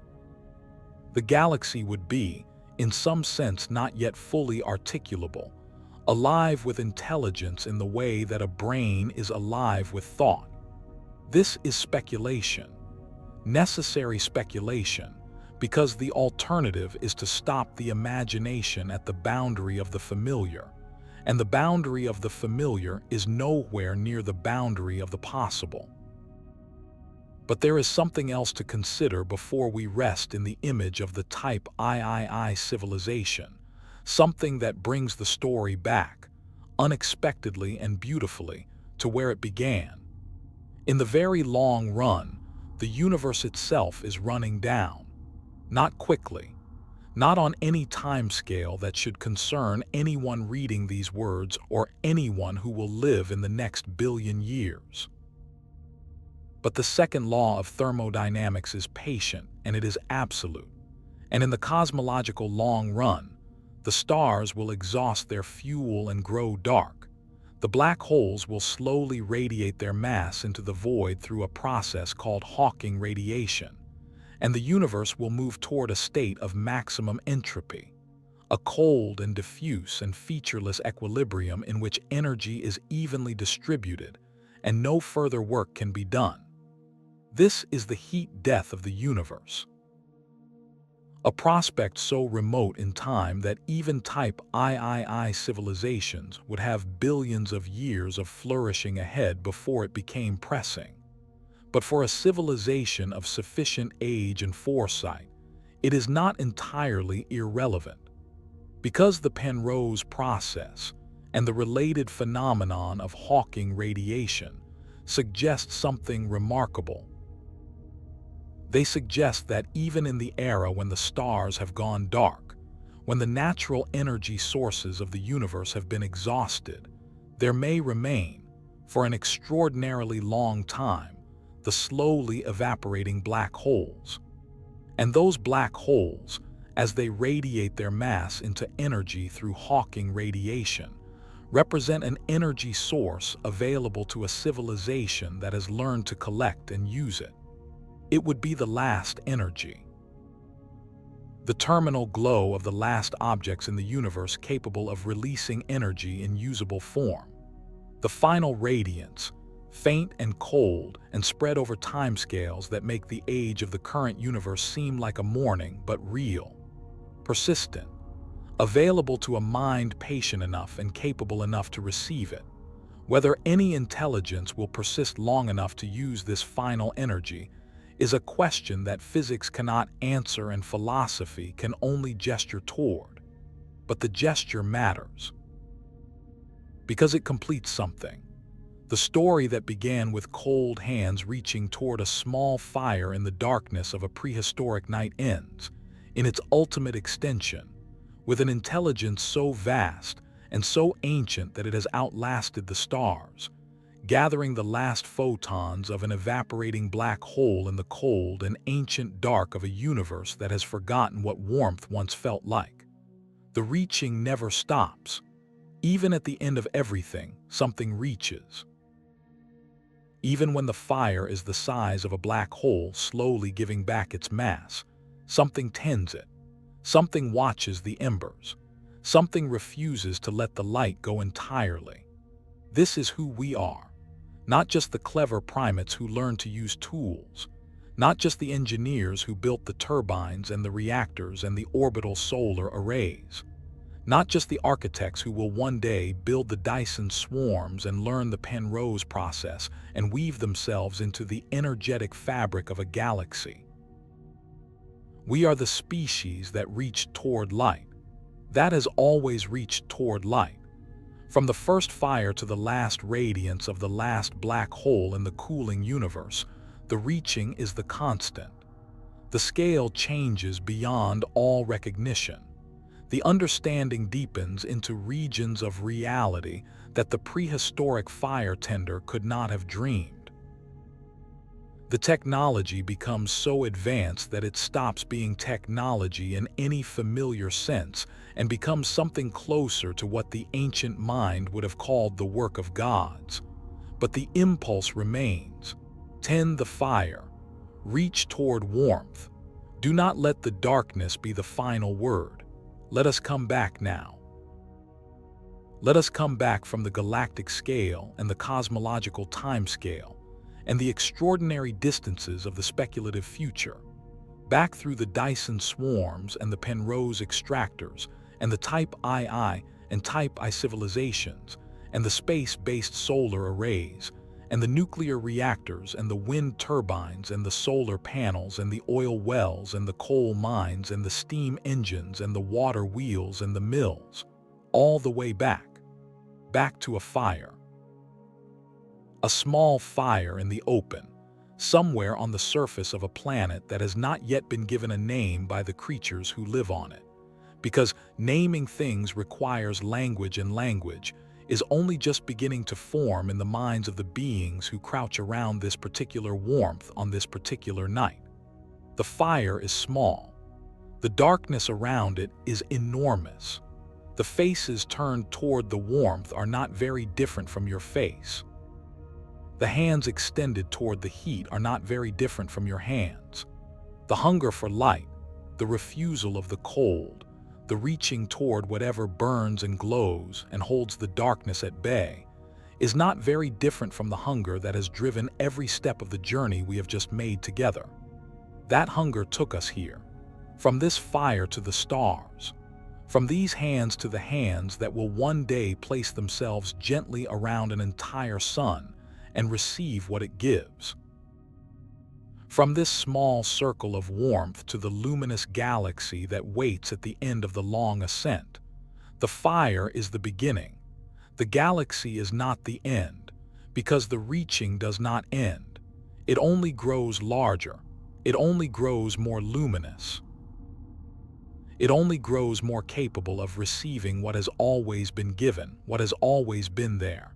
What the universe has been offering since the moment of its first extraordinary release of energy, its first great radiance, its first and most fundamental act of giving light to the dark. We are the ones who learn to receive it. We are still learning. The fire burns. The embers glow. The hands reach forward. And somewhere ahead, in a time and at a scale that no living mind can fully hold, the light is waiting. It has always been waiting, patient as a star, eternal as the reaching that will one day find it. Rest now. The fire is tended. The light is safe. The ascent continues. And you here now, breathing slowly in the warmth of whatever small light surrounds you in this moment. You are part of it. You have always been part of it. From the first flame to the final radiance. You are the reaching. You are the warmth in the dark. You are the story of energy, and the story does not end. It only grows more luminous with every breath of fire, every heartbeat a sun, every dreaming mind a galaxy quietly turning in the dark, full of light that has not yet found its way out. Let it find its way. Let the light out. Let the ascent continue, slowly, steadily, eternally. The great energy ascent, still rising, still burning. Still reaching toward whatever waits in the luminous distance of everything we have not yet become.